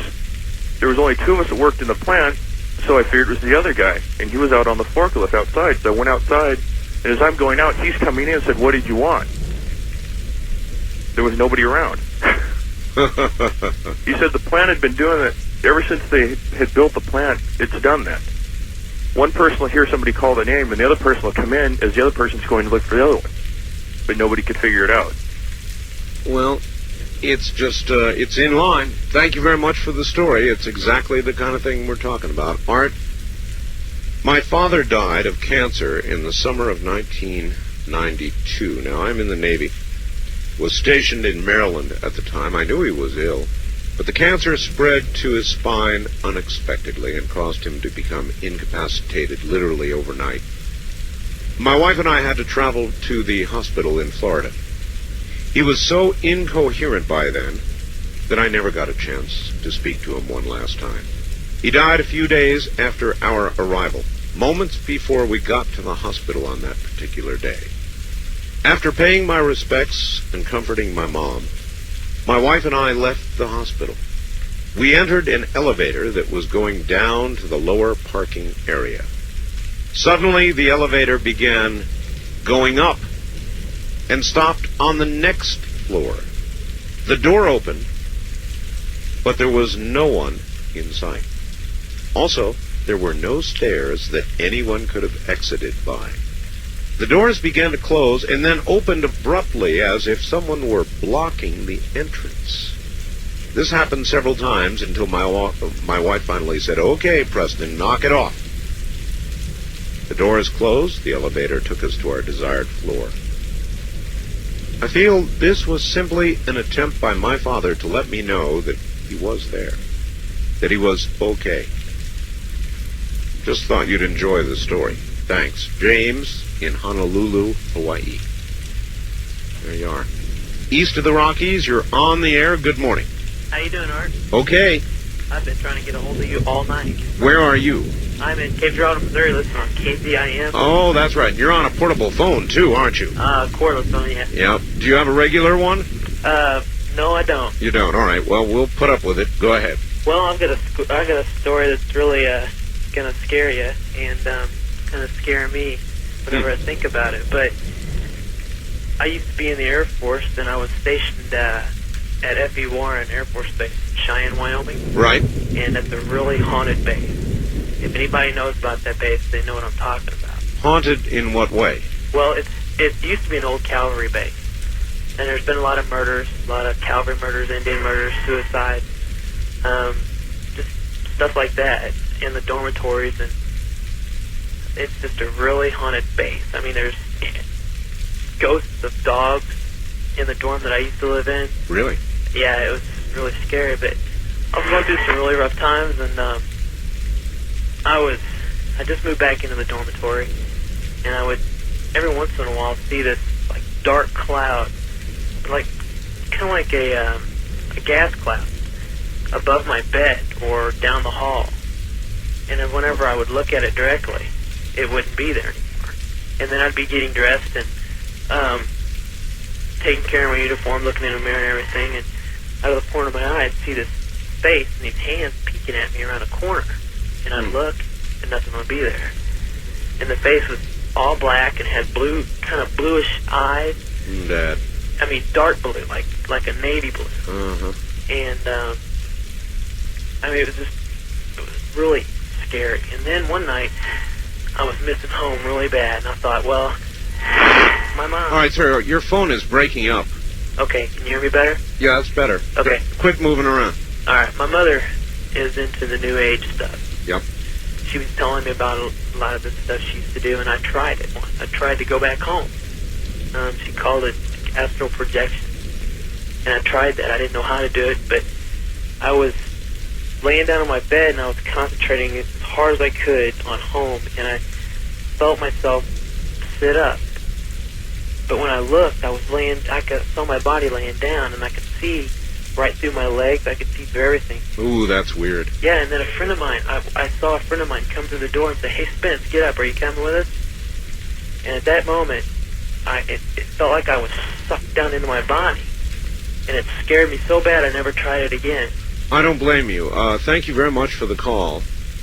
It was a terrible phone, but a good story. And I also believe that projection from the body, what he called astral projection, is possible.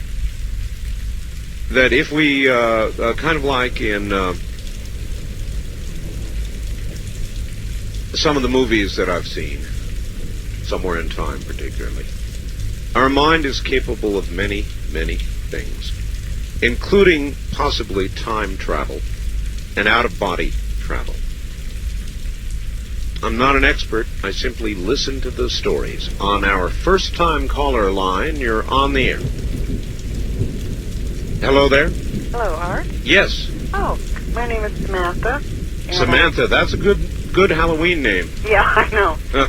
Where are you? I'm in Las Vegas. Oh, wonderful. KVEG? KVEG. The big 840. I love it. Excellent. Yes. Well, I just thought I'd tell you a few flower stories about my mother.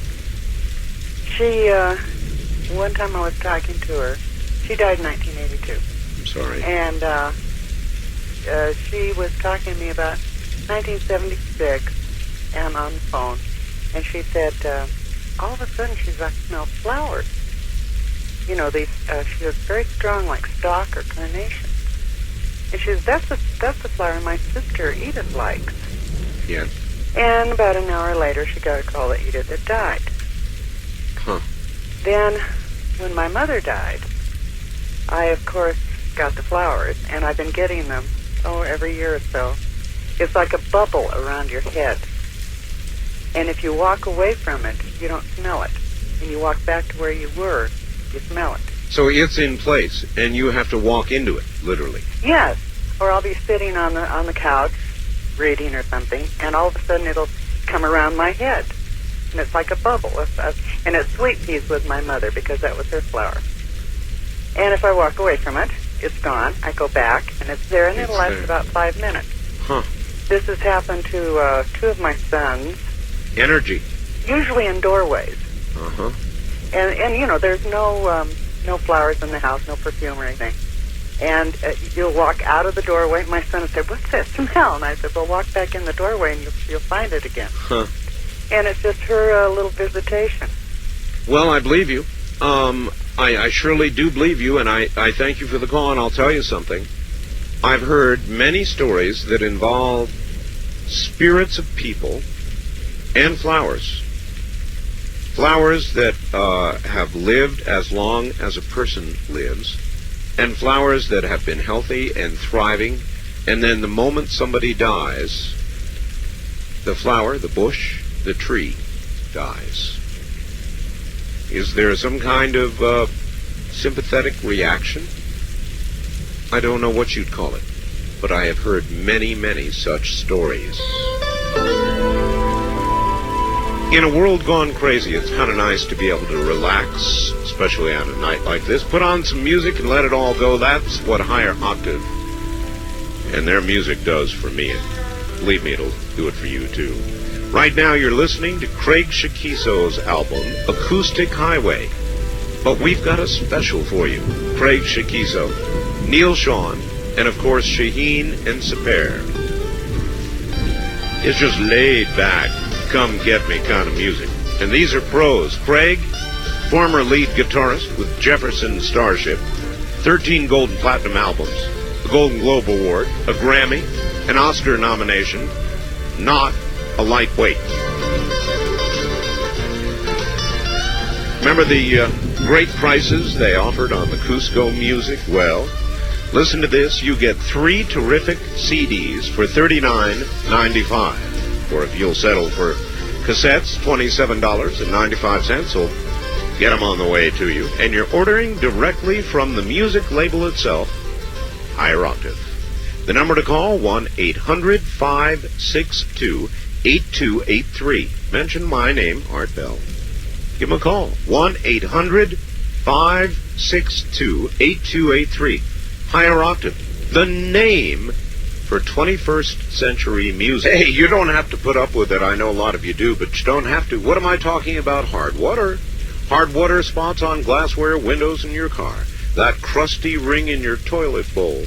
Hard to remove soap film on shower doors, frozen valves on faucets, hard scale buildup in your water heater costing you extra money, about $275 a year, just to heat the water. Well, I don't have those problems. I've got GMX water conditioning in my home for over a year now. 3 small units, easy to install, no maintenance, no electricity, no salt. That's right, no salt, no back flushing.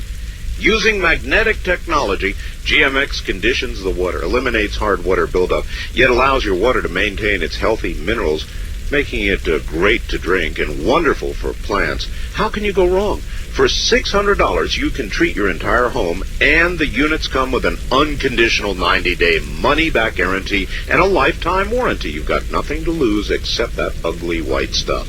Call the folks at 1-800-4060-GMX. By the way, they're celebrating their 2nd year on the Art Bell program, so if you order now, they'll send you a copy of my new book, absolutely free. Call 1-800-4060-GMX. Order today. That's 1-800-4060-GMX, anytime, day or night. Little caveat there.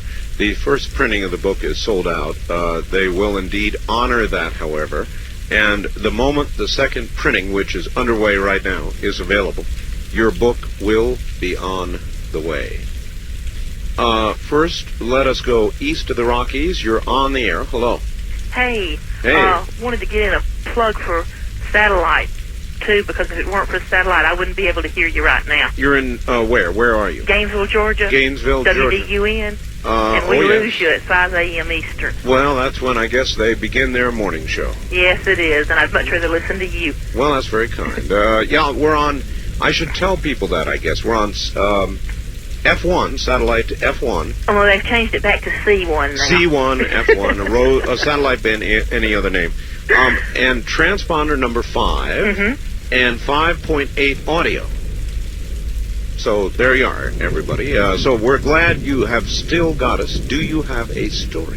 Yes, I do. In fact, I'm not sure just where to start, because the situation started with Ouija board, as you were talking about earlier. But the part I want to tell you about most occurred further on down, so I'll skip that. All right. I was my freshman year in a small southern college, and ran into a guy in the student center who started talking about witchcraft. Yes. And was telling us stuff and claimed to be a black witch, and had me curious. And there were 3 others that were with us, that were with me a lot, that we were talking to him about it.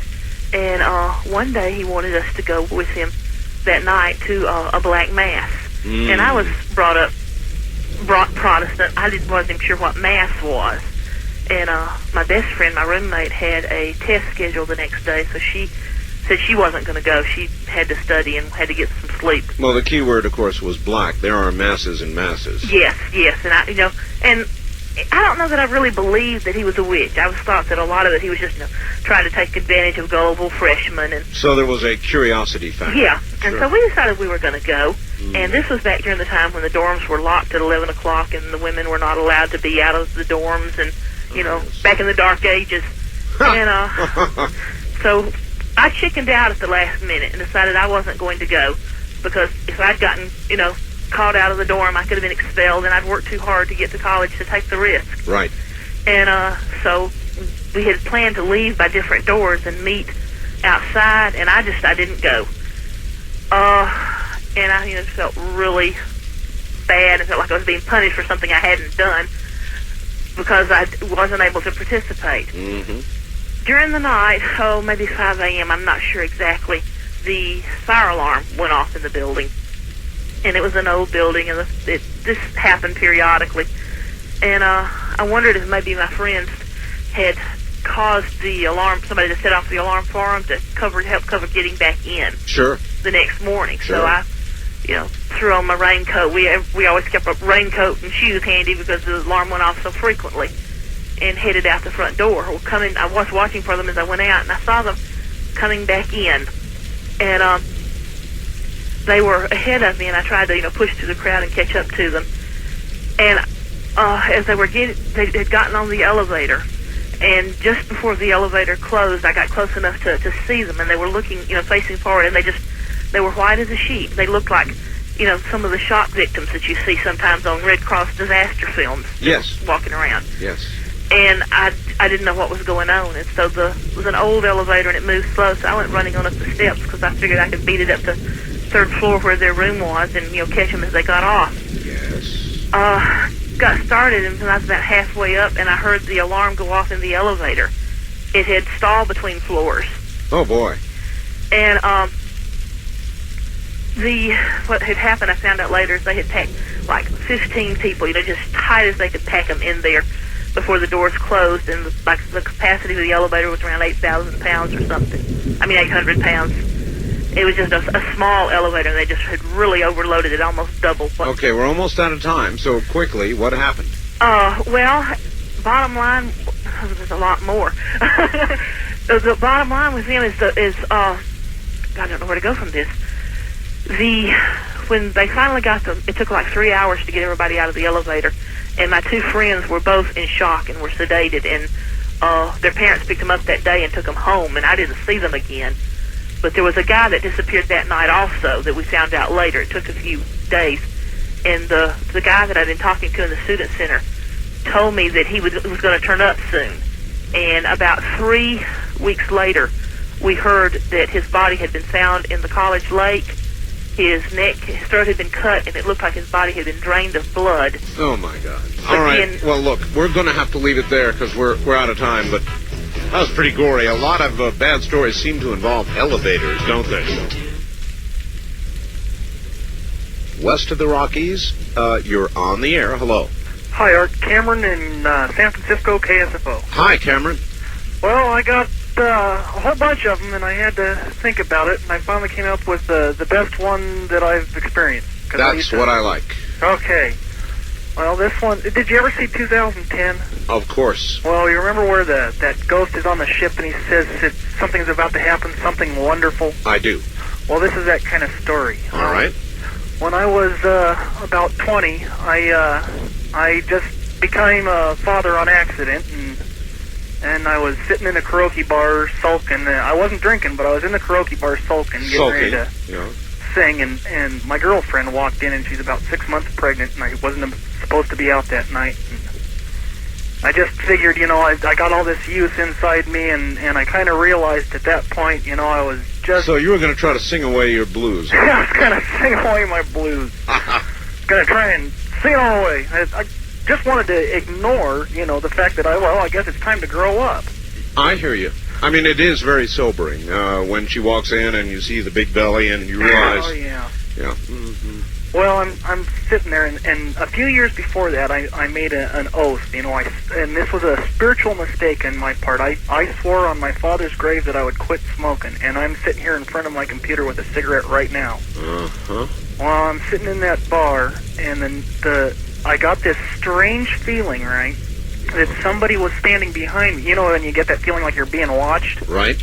Well, I'm sitting there, and I get this strange feeling I'm standing behind me, and since then I kind of think I got eyes in the back of my head, and I could almost make out this figure watching me. I know that feeling. Yeah, I'm sure you do. Especially with all the phone calls you get, and who knows what might be standing behind you that comes through the phone lines like that one witch said. You're absolutely right, yes.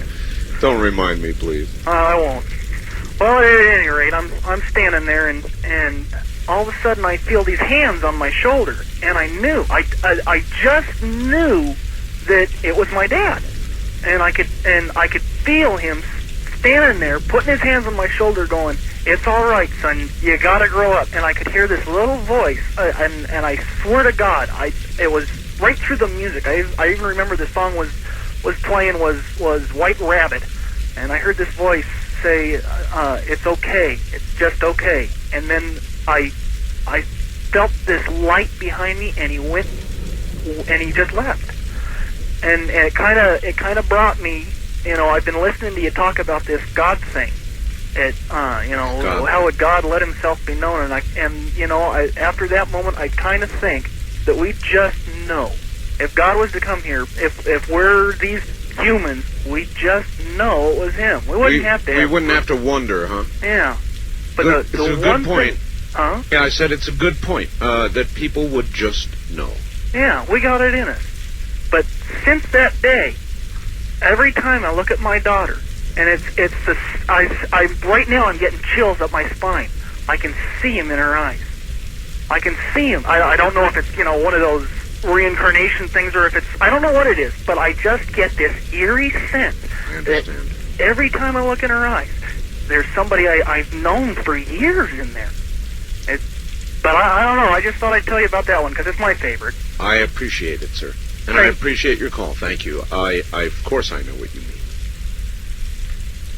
And to look into your daughter's eyes and to see him, well, that is one way we live on, isn't it? Back to the lines we go. East of the Rockies, you're on the air, Ghost to Ghost AM. All righty. Where are you? I am in Owensboro, Kentucky, listening to WMI. It's a good place to be. Welcome. Oh, thanks. Have you ever heard of a ghost fire? A ghost fire? Yeah. Not exactly. Our railway station here in Owensboro was converted into a pizza place. Maybe. I'm sorry, into a what? A pizza. A restaurant. I understand. Okay. Into a restaurant. And I worked there. Uh-huh. And there was this huge fireplace close to the kitchen. But it hadn't been used for years. There was no reason to. But you could hear the flames crackling in it and feel heat from it, but there wasn't anything there. Oh, now that's weird. Now, have you ever heard of anything like that? I know it happened. Everybody that worked there knew it. Did it happen? But we could never come up with an explanation. Did it happen frequently? Yeah. I don't think I'd like that. Well, it was a spooky old place. It just every now and then happened, huh? Yeah. So you could go over near it and warm yourself by the invisible. You could feel heat from it. You could hear the fire crackling, but you didn't see any fire. It was just there. No, you're the first. Well, good. But this is a place for first. I appreciate your story. Okay. Thank you. I have no idea what to say about that. No idea. The manifestations of whatever it is on the other side are nearly endless.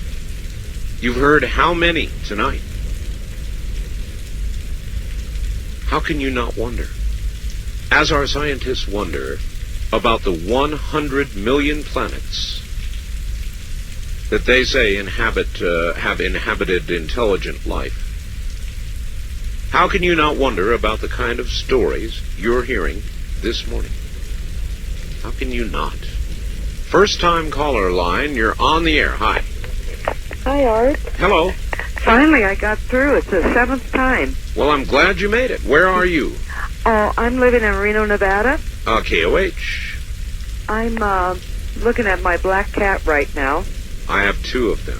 Yes, and my cat's name is Shadow. I've had him for 2 years. You're kidding. No, when I heard you had a Shadow, too, I said, oh, all right. I do, and Shadow was so named because of Ghost. Oh, I know the whole story. I listen to you every night. I have for 4 years, every night. Well, I'm glad to hear that. So is KOH, I'm sure. Yeah. Now, I've got to tell you my quick short story. I have a lot of stories. I lived in a house that was like the Amityville Horror. Oh, you did? Yes. But that's a long story. But I got a short one. When I was in high school, late 50s, I had an old 49 Ford, and I was driving down one of the Reno streets with my girlfriend, and we were talking, but now we're quiet, and this beautiful classical music came on, and it was very loud, and it was too loud. And I looked at her, could you turn down the radio? And she said, yeah, that's loud. And she reached over and she said, you don't have a radio. And I said, oh, right. And we never discussed it. No, I can well... That reminds me of that fireplace story. Yeah, it is. Same type of thing. It's kind of like that, isn't it? It's energy. It's energy from someplace else. It's a projection, or it's a time slip, or who knows what it is. Right. But it's something. And Art, I wrote you a note, must have been a year ago when you first started fooling around with the Ouija board. And I wrote to you at your home and told you, please don't fool with the Ouija board. And I don't think you remembered. You get so many letters and faxes. I'll tell you, this Ouija board thing is something, I will listen to stories, but I really won't talk about Yeah, but about 6 months ago, you said at Halloween you would discuss it. And well, I did. That it must be really something. I would love to hear the story because I've got my own. Well, if you want to briefly tell us yours, go ahead. Oh, I wrote you a letter on it. Well, yeah, I know, but now you're on the radio. I was in Hawaii. Yes. And my husband was watching my friend and I play the Ouija board. And he decided to blindfold us. Oh, interesting. And we could find, yeah, okay. You know, because we were working it. We were really working it. I understand. And we're blindfolded. And suddenly the little planchette, that's what you call the little triangle thing you put your fingers on, flew out. And I pulled the blindfold out, and I said, what'd you do, Bruce? You know, knock the thing? He said, no, I held the crucifix over it. Do you remember that story now? I do, yes. Yeah. And, yes. And, you know, it's so serious. It's very serious. And people don't understand, and they think, oh, gee, let's have some fun. Let's play with a Ouija board. And I used to feel the same way. I know, because I listen to your show, like I say every night. I was really concerned about you. That's why I wrote you the note. I was really concerned. And, well, with good reason. Yes, because I knew. But now you know, so... You're correct now, I know. Thank you. Okay, Art. Right, take care. There are a few things that I won't talk about. That really is one of them. And I really I'm giving you good advice here when I tell you don't play with Ouija boards. They're not toys. Oh, I didn't even know if they're sold anymore. I would imagine that that occasionally you could find one somewhere. But if I were you, I wouldn't even go to look. I wouldn't even think about it if I were you. I can sure tell you how to send good spirits. Send flowers. You never mistake those for evil. You never mistake flowers for a bad message. It's always warmth, love, caring, feeling. And believe me, it works. Absolutely Fresh Flowers is the company of which I speak. They sell flowers to you directly from a flower farm. And you get more flowers than you can believe. Miniature carnations, every single color of the rainbow. If there's somebody in your family who's got a birthday or an anniversary, or any special day at all, you can't go wrong. You call them, they go out and cut them right there at the farm, pack them up in a big triangular box, and they get delivered the next day by FedEx. Or on the day you specify. Now think, is there somebody with a birthday or an anniversary coming up? You can take care of it right now. You can say, look, I want them delivered on such and such a date, and I guarantee they'll be there. And you'll just bowl them right over. Absolutely Fresh Flowers. The number to call right now or any time, write it down for heaven's sakes. People call me up panic trying to get the number.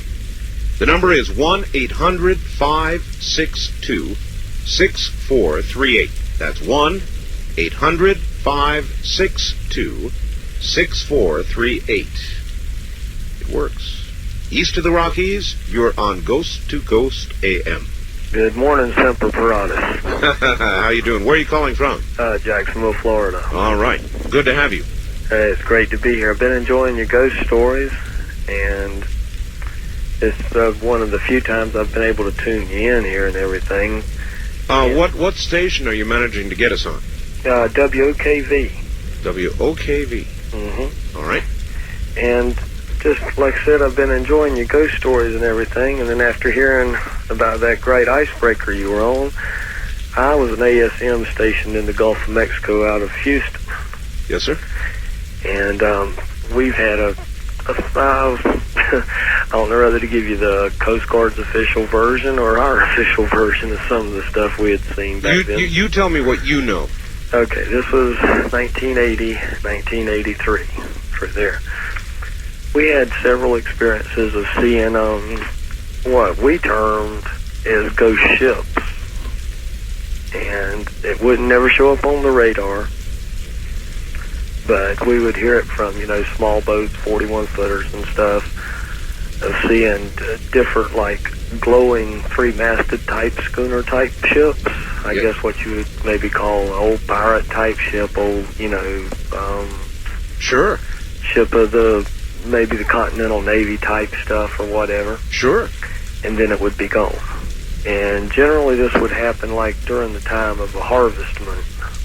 And there must be energy connected to things and events, and that's all I can figure. Ships that come back, ships that linger, maybe ships that went down. Now I'm going to ask you the opposite. What did the Coast Guard say about this? I mean, if you guys would see it and file a report. I'll put it this way. I was sent for psychological evaluation 2 different times. The first time I was sent to NASA Bay there, and got to talk with some of the Air Force's people and some of the government's people, and they'd tell us, what you seen was an electrical phenomenon that was caused by, different types of gravity and all, just a bunch of junk. Second time was told it was some sort of fluorescent stuff caused by the ocean. But personally, believe me, I've jumped out of too many helicopters and hit that water in some cold stuff and some warm stuff, and that there was a cold that you would never forget. It was just that real. I hear you, sir, and I believe you. Very unbelievable, but very believable also. I appreciate your call. Thank you. Jacksonville, Florida. I do. I hear you and I believe you. And you should believe people like that, too, because these things do happen. It's part of our world. Unless you turn it off. And I guess you can turn it off.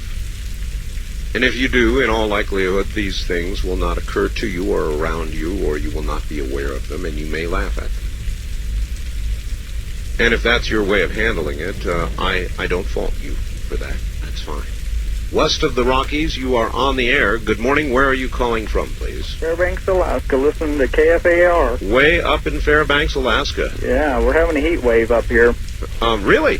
Yeah. Oh, shouldn't it be getting cold up there now? Well, we've only got maybe 2 inches, 3 inches of snow, about 36 degrees. Real heat wave. Yeah. I just wanted to mention, I don't think anybody's told you, but one of your favorite singers is going to be here this Friday. Who?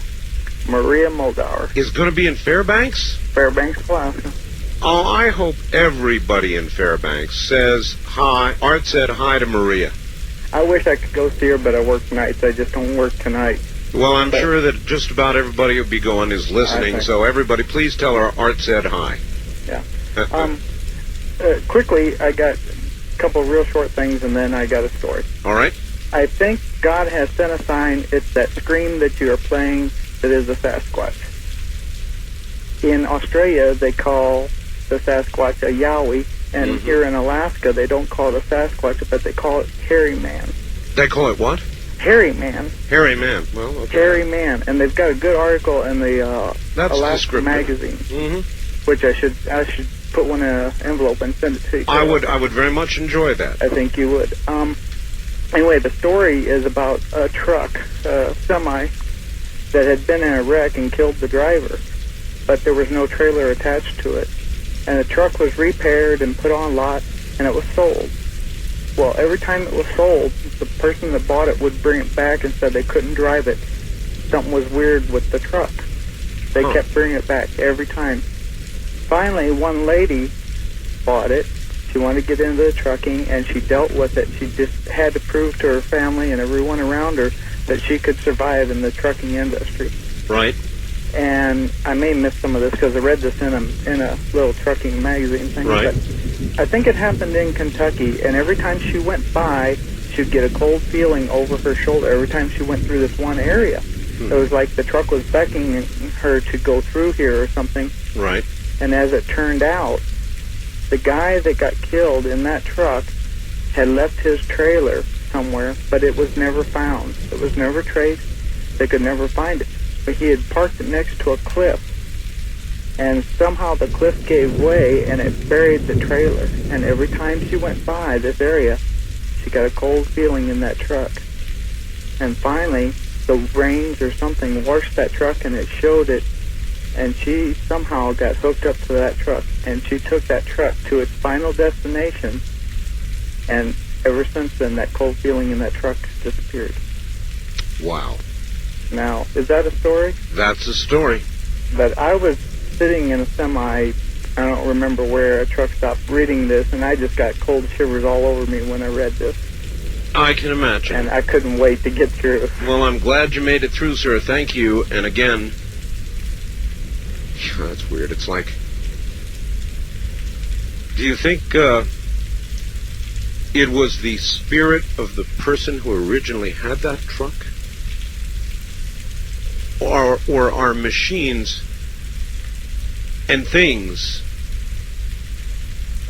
energy in the sense that people have energy, or maybe in a different but similar sense? I don't know. So many questions, so few answers, huh? So many questions. On our first-time caller line, you're on the air. Oh, Mr. Bell? Hi. Oh, I can't believe I got through to you. You made it. Where are you? I'm the unknown caller, but I'm west of the Rockies. Okay. All right. Hey, I'm listening to your Ghost Show, and I listened to you last year, and I thought it was great. That's why I'm staying up tonight listening to it. Yes, sir? I'm an atheist like Mark. Yes. And there's a lot of things I don't believe, and I listen to these ghost stories, and I throw them away. But there was something that happened to me, like when I was 20 years old, I had a roommate, and she was a single mother. We lived in a 2-bedroom apartment, you know, it was totally platonic and everything like that. And one night, in the middle of the night, she comes blasting into my room, crying and screaming that she saw her father, her dead father, standing over her sister's casket. And her sister was just, you know, like 18 years old. And her sister wasn't dead. And she said her father was telling her, your sister's going to be hurt. She's not going to die, but it's going to be close. And so I'm going, well, anyway, I calm her down and, you know, get her back into bed. Anyway, the next day, we get a phone call from her mother saying that her sister was seriously injured in a car wreck. And go to the hospital and everything and see her, and she's like in ICU, you know. I mean, barely hanging on by a thread. And I never gave much thought to it, you know. Okay, her sister pulled through and stuff. But it's always bugged me that like the day before the accident happened, my roommate came in and screaming and crying that she saw her deceased father over her sister's casket, just right there in her bedroom. So it bugs you? Yeah. Then you're not an atheist. Well, you're an agnostic. No, an agnostic is just a gutless atheist, I've always thought. But I'm listening to your show again, and this is bringing up stuff that there's stuff that you don't know. Yeah, that's the whole point. I mean, how can you listen to this? You know, these are serious stories. As you know, I treat it seriously, and so my callers do. And how can you listen to this and not become a gutless atheist? Well, yeah, that's exactly right. I don't believe everyone that calls your show is a liar. They're not. These things are stuff that happens. These things do happen. Yeah. I appreciate your call, sir. I thank you for the call. I mean, how can you listen? And then how can you say there is nothing? When we die, we just simply pass into blackness, into nothingness. That this life all goes for naught. That the energy that is our being beyond our physical bodies is not, does not exist? I don't think so. No, I'm sorry, sir. You sound more like the gutless atheist you described. Or put more digestibly, an agnostic. The 818CS by Sanjin is verifiably the best radio in the world for the price. And it is virtually a total communications receiver inside the body of a portable. It covers AM/FM shortwave. It does so in continuous coverage, 1 or 5 kilohertz segments. Now, I know this is going to cause a lot of eyes to glaze over out there. But if you want a good emergency radio, if you want a good all-purpose, very sensitive, selective radio with expensive filtering, wide, narrow AM filters, an RF gain control, a BFO, again, the eyes glaze over, right? And you're saying, what the heck is he talking about? Well, when you get this radio, whether you use it for good AM reception, talk shows, or you use it to bring the world to you shortwave, Radio Australia, Radio Moscow, Radio Havana, Radio France Internationale, whatever it is, don't buy a cheap piece of junk, because you'll regret it, because you're going to love shortwave, and then you're going to realize you should have bought a good radio in the first place. Well, this is the best for the money. It's got a built-in cassette deck, 45 one-touch memories, a large LCD display, an RF signal strength meter, battery check, a million features I could never describe to you. It's got a built-in cassette so you can record anything, shortwave, FM in stereo, which means you can record all your favorite music, take it to the car, and play it. That's it. That is the Sanjin, and we know we've got the lowest price in America. How do we know that? Bob Crane will, if you present him with an ad showing a lower price, he'll match it. No sweat from his brow. Nobody has yet done it. This includes shipping and handling and, of course, the very now famous C. Crane Company guarantee. These are good people. It means, for example, if there's anything wrong with the radio, they're shipping you a new one before you have sent them the old one. It is a remarkable, ethical company, and they'll stick with you, and if you get stuck and need help, they help. Unlike so many others these days. The price, including shipping and handling, $224.95. The number to call beginning at 7:30 a.m. Pacific Time is 1-800-522-8863. That's 1-800-522-8863. Many of you health-conscious folks are familiar with antioxidants and their amazing health benefits. Now, vitamin C is probably the most famous of these. UCLA scientists found that antioxidant vitamin C can help avoid cancer, strokes, heart attacks, increase life expectancy an average of 5 years. Well, now, there are new antioxidants on the market, and listen. Scientists say they are 20 times more powerful than vitamin C and 50 times the power of vitamin E, another antioxidant. They're called pycnogenols, the super antioxidants. You want to remember that if you're a health-conscious individual. Why? Well, according to Richard Passwater, Ph.D. and authority in the field, you're being bombarded by something called free radicals, toxins, environmental and otherwise, that break down cells, damage tissue, cause you to age faster, develop stiff joints, and wrinkle sooner than you ought to. How can you fight these free radicals that bombard you every day? Antioxidants and pycnogenols are the most effective antioxidant you can buy today.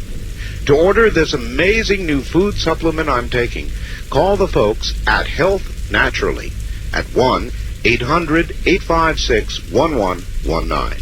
These pycnogenols are pharmaceutical grade, made from 95% pure grapeseed extract. It's the very purest on the market, giving you the most benefits. Call 1-800-856-1119. That's 1-800-856-1119. All right, back to it we go. And on the wild card line, you're on the air. Good morning. Good morning, Art. This is Judy, and I'm in Oregon. Okay. And I wanted to tell you that we live in a haunted house. Oh, now you do? Oh, yes, we do. We have for about 8 years. Would you turn your radio off for us, please? Yes. Matt, turn the radio off. Yes, Matt. Extinguish it. I'm sorry. That's quite all right. All right, so in what form of manifestation do you get? Well, when we bought it, it's actually an antique store, and we live upstairs. And when we bought it, I moved in before my husband did to get things straightened out. And the first day I was there, I went and was cleaning and everything, and it's on the second floor. And I went out the back door onto a porch area and was shaking out some rugs. And all of a sudden, the door slammed behind me. And it's a very large store, over about 8,000 square feet, so I'm up there all by myself. It's getting dusk, and I couldn't get back in. Oh, boy. And it faces the river, so I don't have too many neighbors. Finally, I did notice somebody next door about 20 minutes later walking around, and I'm yelling and screaming to him to come help me get out. Sure. Back inside. So he did come around and jump the fence, and I had left the door open downstairs. Found his way upstairs, and lo and behold, he says, "How did you get out there?" And I says, "Well, I went out through the door." I have a deadbolt on that door, and he had to open the deadbolt to get me in. So, and that was the first of many, many experiences. And well, I've always wanted to ask somebody this, and so I'm going to ask you. Yes. Why, pray tell, are you still there? Well, they're not anything but pranksters. I'm not afraid of them. So it's more of a sort of a pulling tricks on you kind of deal. Yes, yes, because another incident was downstairs we have things like, the Jim Beam decanter bottles. We sell those as collectibles. And we went down, and it's on a cement floor. And one morning we went down, and there was 6 of them in a circle on the floor, about 4 feet from the shelves. So things like that happen all the time, and people are there when they happen, too. I wonder in the paranormal world what a circle of booze bottles means. I don't know, but they're young people, and I'm sure they don't have ID cards. Thanks for the call. Thank you, Art. You take care. Bye-bye. And I'm sure they don't have ID. East of the Rockies, you're on the air on Ghost to Ghost AM. Hi.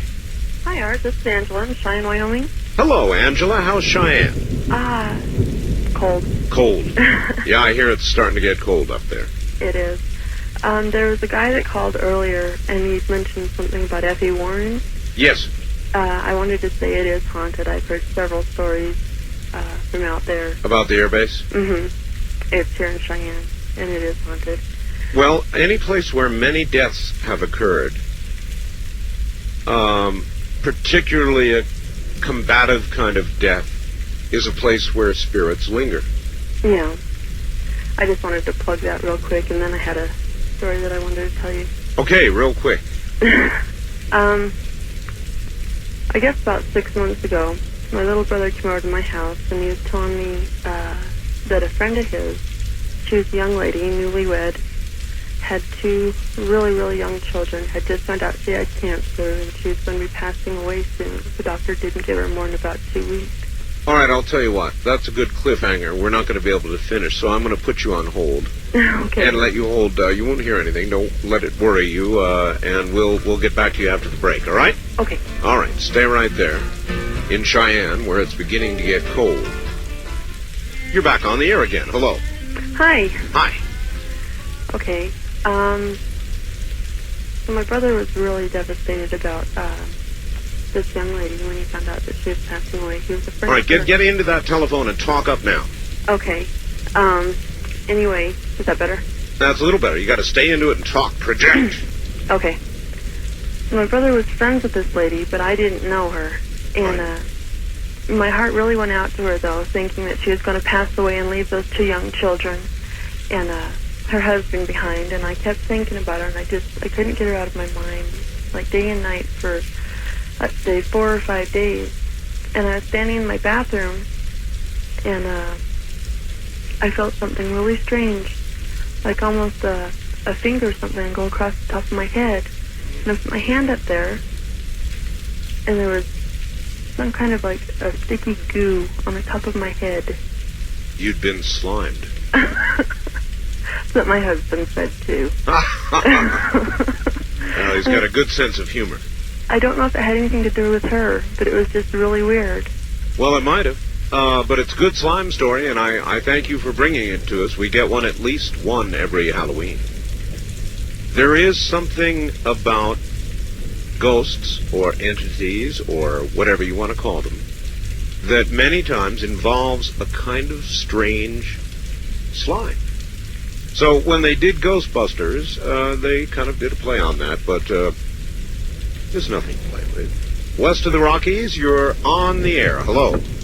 Hello, Art. How are you? I'm okay. I don't have an actual story, but actually I wanted to answer kind of a question you asked earlier about Ouija boards, like whether or not one could get them. And you might find this pretty scary, but apparently it's marketed by Parker Brothers. Actually, not like I think a couple days ago, I just saw a commercial about a bunch of kids playing Ouija boards. Really? Yeah. So it's that's fine. I guess you can get them if you want to get them. Go ahead. My advice is, don't do it. You don't have to tell me. Actually, I kind of think it's a stupid thing that they're doing. I'm an occultist myself, so I studied this field, and so I really think... Look, it's just a board. If Parker Brothers wants to sell it, that's fine. It's like sitting down. It doesn't matter whether, in my opinion, whether it's a Ouija board or some other instrument that you're inviting, you're concentrating on, and you're consciously inviting an entity to you. You know not what you do. It's not like Monopoly. It's not like playing Monopoly where you're worried about getting a hotel to wipe the other guy out. You're sitting down to consciously invite an entity to direct you. It is not a good idea. Whether it's a Ouija board or whether it's a Monopoly board or anything else, if the intent is to invite something in, you be damn sure you think hard about it before you invite something in you don't want to keep you company. First time caller line, you're on the air. Hello. Hello. Hi. Yeah, I want to speak to Art. This is Bart Simpson. Turn your radio off, please. Yes, I just did. Okay, go right ahead. Hi, Art. Hi. Yeah, I've just, so weird. I just got, it's not really a ghost story. It's about my brother who died. And, he died like maybe about 5 years ago. And, when he was younger, he had a car wreck. And, I guess what you'd call a near-death experience. He, was in the hospital for a long time. Yes. I'm kind of nervous. I'm sorry. I can tell. That's all right. Yeah. I can feel his presence now. When he was younger, he had a near-death experience. And, I think he, and since he lived, I always thought it was like special, but he always said like, he's just, it's not special. He thought that like everybody had the power. Well, why did you think he was special? He was always interested in Kung Fu and the things like martial arts and the power of the martial arts contribute to extra strength. And well, I don't know about that, but it does, thank you, contribute to a concentration, and the martial arts focus you, and whenever you focus, you can run into something you might not expect. Here's an interesting fact that just showed up. Art, I just got off work, and it took me a while to settle down and a couple of stiff drinks so I can tell this to you. I've been home for about an hour now, and this is just exactly what happened. Let me start out. I work at a hospital emergency room. Consider myself a level-headed guy. I did not believe in ghosts, that is. Tonight I was riding my bicycle home from work.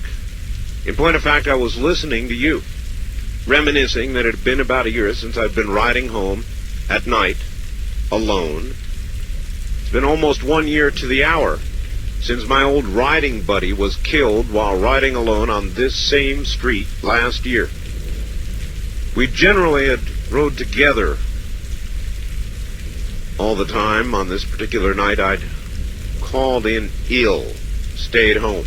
My buddy Phil was run over by a drunk driver, not found for an hour or more, and died en route to the hospital. His bloodstains still marked the curb where his head struck, snapping his lower neck. Tonight, while riding home, I became aware of a feeling of having something like the sound of a car tire behind me, and yet there were no cars on the street. I kept hearing the sound, kept looking around. The sound got so loud I could hear through the radio. In other words, I was listening to the radio. I finally took off the headphones, stopped, and looked down the street. I saw Phil standing on his back next to me. As fast as light, I got on my bike and sped home. Phil stayed with me until I reached the crossroads where he died. I swear, I saw him, big as life. I can't tell you if I was having a 60s flashback or not. West of the Rockies, you're on the air. Hi. Hello there. Hello. Yes, sir. Art. Yes. I wanted to give you a little story about my experience with the Ouija board. All right. Where are you? This is Dan from Fairbanks. Yes, Dan.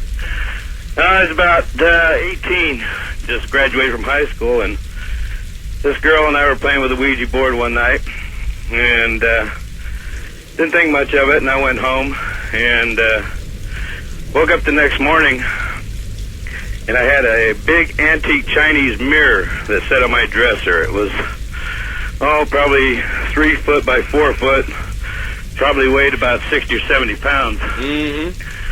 When I woke up, this mirror was sitting right at the foot of my bed on the floor, face down.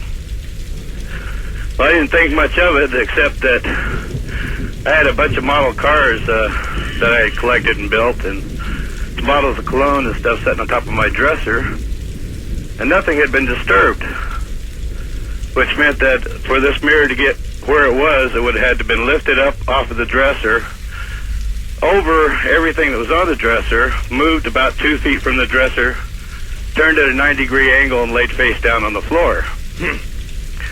Well, and that next night, we played with the Ouija board again. Went home, went to bed. Early in the morning, about 2 or 3 o'clock in the morning, I hear this big, loud crash. I wake up, the mirror's in the same position on the floor, in the same exact spot, with the mirror broke into 100 or so little pieces, and everything on the dresser was laying all over the floor. Needless to say, that was the last time I ever touched a Ouija board. Good for you. Thank you very much. Again, you invite things in when you do that, and you don't know what you're inviting in. It's like opening a door to a world where things exist, good and bad. Do you invite strangers into your home? Do you call on the street when somebody passes and invite them into your home, not knowing them? No. Then why would you want to do it with a Ouija? Anyway, you may need a good night's sleep after this morning's show, and I have a sponsor that can sure provide it. It's called Select Comfort. Select is the key word. Comfort's important, too. It's a bed like any other, king or queen, and inside are individualized air pockets where springs used to be. Instead, they've got these air chambers, I guess I ought to call them, and they are inflated or slackened by your electronic command, and you've got a little electronic control on both sides of the bed. Now it gets even more unique, because each side of the bed can control the bed to be either stiff as a board, if you've got a bed back the way I do, or soft as a feather bed, or individually on, from night to night, you can make it conform to your body. It is Select Comfort, and we don't expect you to buy out of the blue just based on what I've said. I've given you the outline. You call them, they'll send you a free videotape, and then you can take a good look. If you decide you want to buy it, then you get a 90-day in-home risk-free trial. The number to call to get the videotape to take the first step is 1-800-448-5700. That's 1-800-448-5700. Now, money. Pretty important in this terrestrial world, eh? When you look ahead in your life, do you see a cushy retirement with lots of money? Or do you see yourself barely making it? Are you working 9 to 5 now? Putting away a lot of money, are you? Saving it? No? Well, you might want to meet Ken Roberts, and we can introduce you. He is a financial investor and educator, and he's known around the world in 89 countries for his honesty, integrity, and something very special. His unique ability to teach people just like us how to invest in commodities with minimum risk. We've talked to a lot of people like Tim in California, a Learjet pilot. He made $30,000 profit. Bob in Utah, retiring from truck driving after he made $48,000 in his first year. Now look, commodities are usually regarded as a very risky venture. But not with Ken Roberts. He'll teach you how to invest. And you invest on paper until you're confident. And then you'll just throw the paper away, start using money. Because, who wants to be losing that kind of money? That's how confident you will get.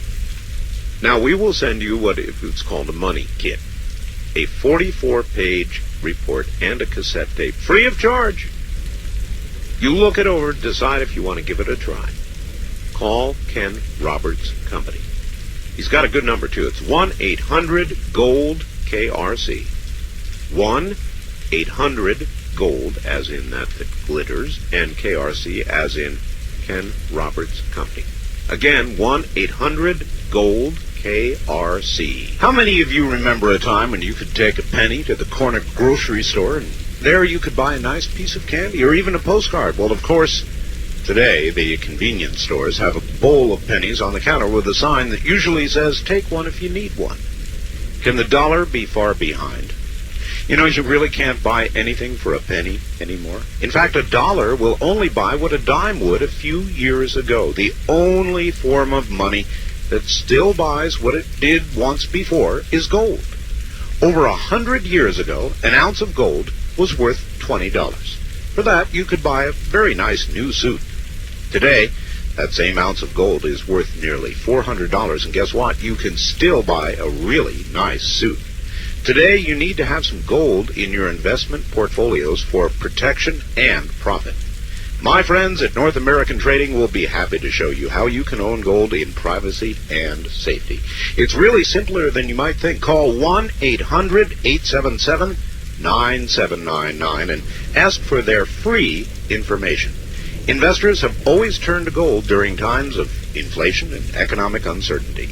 Don't wait till it may be too late. Call 1-800-877-9799. You don't have to be rich to own gold, just smart. All right, back to the lines we go. Now, I want to say again, if you would like a copy of this show, this particular program, we do offer copies of this. It is a yearly event called Ghost to Ghost AM. And the way to get a copy of it is to call 24 hours a day, 1-800-917-4278. That's 1-800-917-4278. 24 hours a day. East of the Rockies, you're on the air. Hi. Hi, Art. This is Robert from New Orleans. Hello, Robert. First, let me say I got your book yesterday. Oh, you did? I am very, very happy. Is that, tell everybody, I've really not been soliciting comment yet, but is that one quality book or what? Oh, yes, sir, it is. It's much better than I thought it would be. Well, there you are. I'm glad to hear it. We'll do a day later this week and solicit comment. Anyway, it is Ghost to Ghost night. Okay, Art. In New Orleans, I guess you know we bury people above ground here. I've heard. Right. Well, my grandmother's buried in one of these old cemeteries. Yes, sir. We go and we clean them out every so often, clean up around them and weed them. And me and my younger son will go walking and looking for the dates on each one of these tombs. As we're going through one day, we notice that a couple of them have been broken into. So we start looking into them, and we're seeing that the bodies have been disturbed, the caskets are open or broken or chipped out in corners. Oh, boy. As we go to one of the oldest ones, which is about a block down from my grandmother, it was an 8-year-old girl who died during the time that there was a bad scarlet fever going around in New Orleans, where thousands of people had died. Yes, sir. As I climb up to look in there, I notice there are 2 bodies in there, but these are recent bodies, like a day or 2. You mean like the people who had been desecrating? Yes, that's exactly who they were. There was 2 of them, 2 young men. One face down and one face up. The one face up had an expression on his face like you've never seen in your life. I ran and told the keepers of the ground, and they called the police, and the police came and everything. And 2 weeks later, I had called to ask, what had happened to the guys. And as far as I can tell, both guys had died of heart attacks. And the one who I saw, I'm sure, died of fright. And they said the coffin where the little girl had been in was, of course, opened. It was a metal coffin at the time. And they said they guess they were robbing it at the time, and something happened that scared them to death. Oh, my God, what a story. That's a true story? Oh, yes, it's very true. My son talks about it all the time, and every Halloween, it's the first thing we start telling the rest of the family about.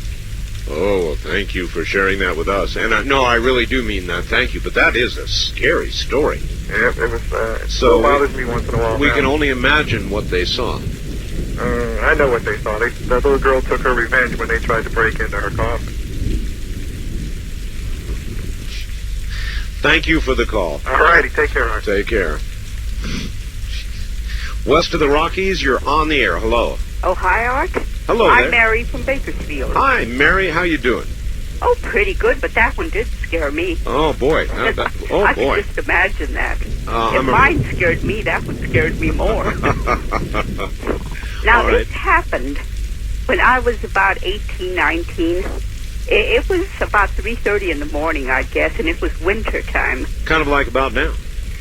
Well, no, it's not cold up here yet. No, I meant the time. It's a little yeah. before 4. Mhm. And I was asleep in bed, and I woke up, and I was sleeping on my left side, and all of a sudden I woke up, and I turned over to my right side, and I was facing the door of the bedroom, and being cold, I had the habit of throwing the covers over my head. Well, I did that this time, and all of a sudden, about maybe 2-3 minutes passed, and I started getting scared, very, very frightened. And I tried to come out from under the covers, and I couldn't pull them off. And I mean, I clawed at them and just pulled, and I couldn't. Oh, I wouldn't like that. And all of a sudden... Covers are supposed to protect you. Well, these didn't. Well. Since then, I've never slept with the covers on my head ever since then. But all of a sudden, there was a scream in my ear, just a shrill scream, that my head just, you know how you feel when you've been screamed in your ear when you were small before, kids. Sure. And my head just, it just vibrated the way that screamed. And I tried to call my father, and I'd open my mouth and nothing would come out, and I'd just be open and gasping and trying to call. And finally I managed to just say, Daddy, just barely got it out. Yes. And when I said that, then the covers came off. I was still trying to take them off, and they came off all of a sudden. And, well, like I said, ever since then, I just do not sleep with the covers over my head, not a sheet, not My dear lady, anything. I've heard a lot of I jumped onto the cover stories, but I have never heard I went under the covers and then tried to get out and the covers wouldn't come off. That's they would not. I know, they just would not come off. And like I said, I still do not sleep with my head under the covers anymore. I can't say I blame you, but it's like, gee, there's nowhere to hide. Well, hide under the bed. There's no place. Get underneath the bed or someplace. Well, look, I appreciate your story. It is unlike any I have ever heard. And I'm afraid it's going to have to be the topper for the... for the day. I'm afraid... well, I'll be. The night just kind of flew by, as it were. Well, I've been trying for quite a few years to get in. This is the first time I managed. You've been trying for years? Well, about 4 or 5 years. I kind of wish you wouldn't say that. It discourages people. Oh, it shouldn't, because I finally got through. Well, see, there you are. All right. I'll Goodbye. tell you. All right. Well, wait a minute. Wait a minute. There's a tradition here. Oh. With our last caller. Oh. You get to say, good night, America. Oh, good. Good night, America. Take care. Well, it has been fun and a little scary. But you tend to get what you ask for, and I wanted scary stories, and you all did not disappoint me. That last one from New Orleans kind of got to me, though. At any rate, again, I want to remind you to get a copy and archive of this program, stripped of the commercials, with only the frightening content remaining. You can call 1-800-917-4278. Let me give you that number one more time. 1-800-917-4278. Thank you all who joined us during the night. And all I guess I can say is...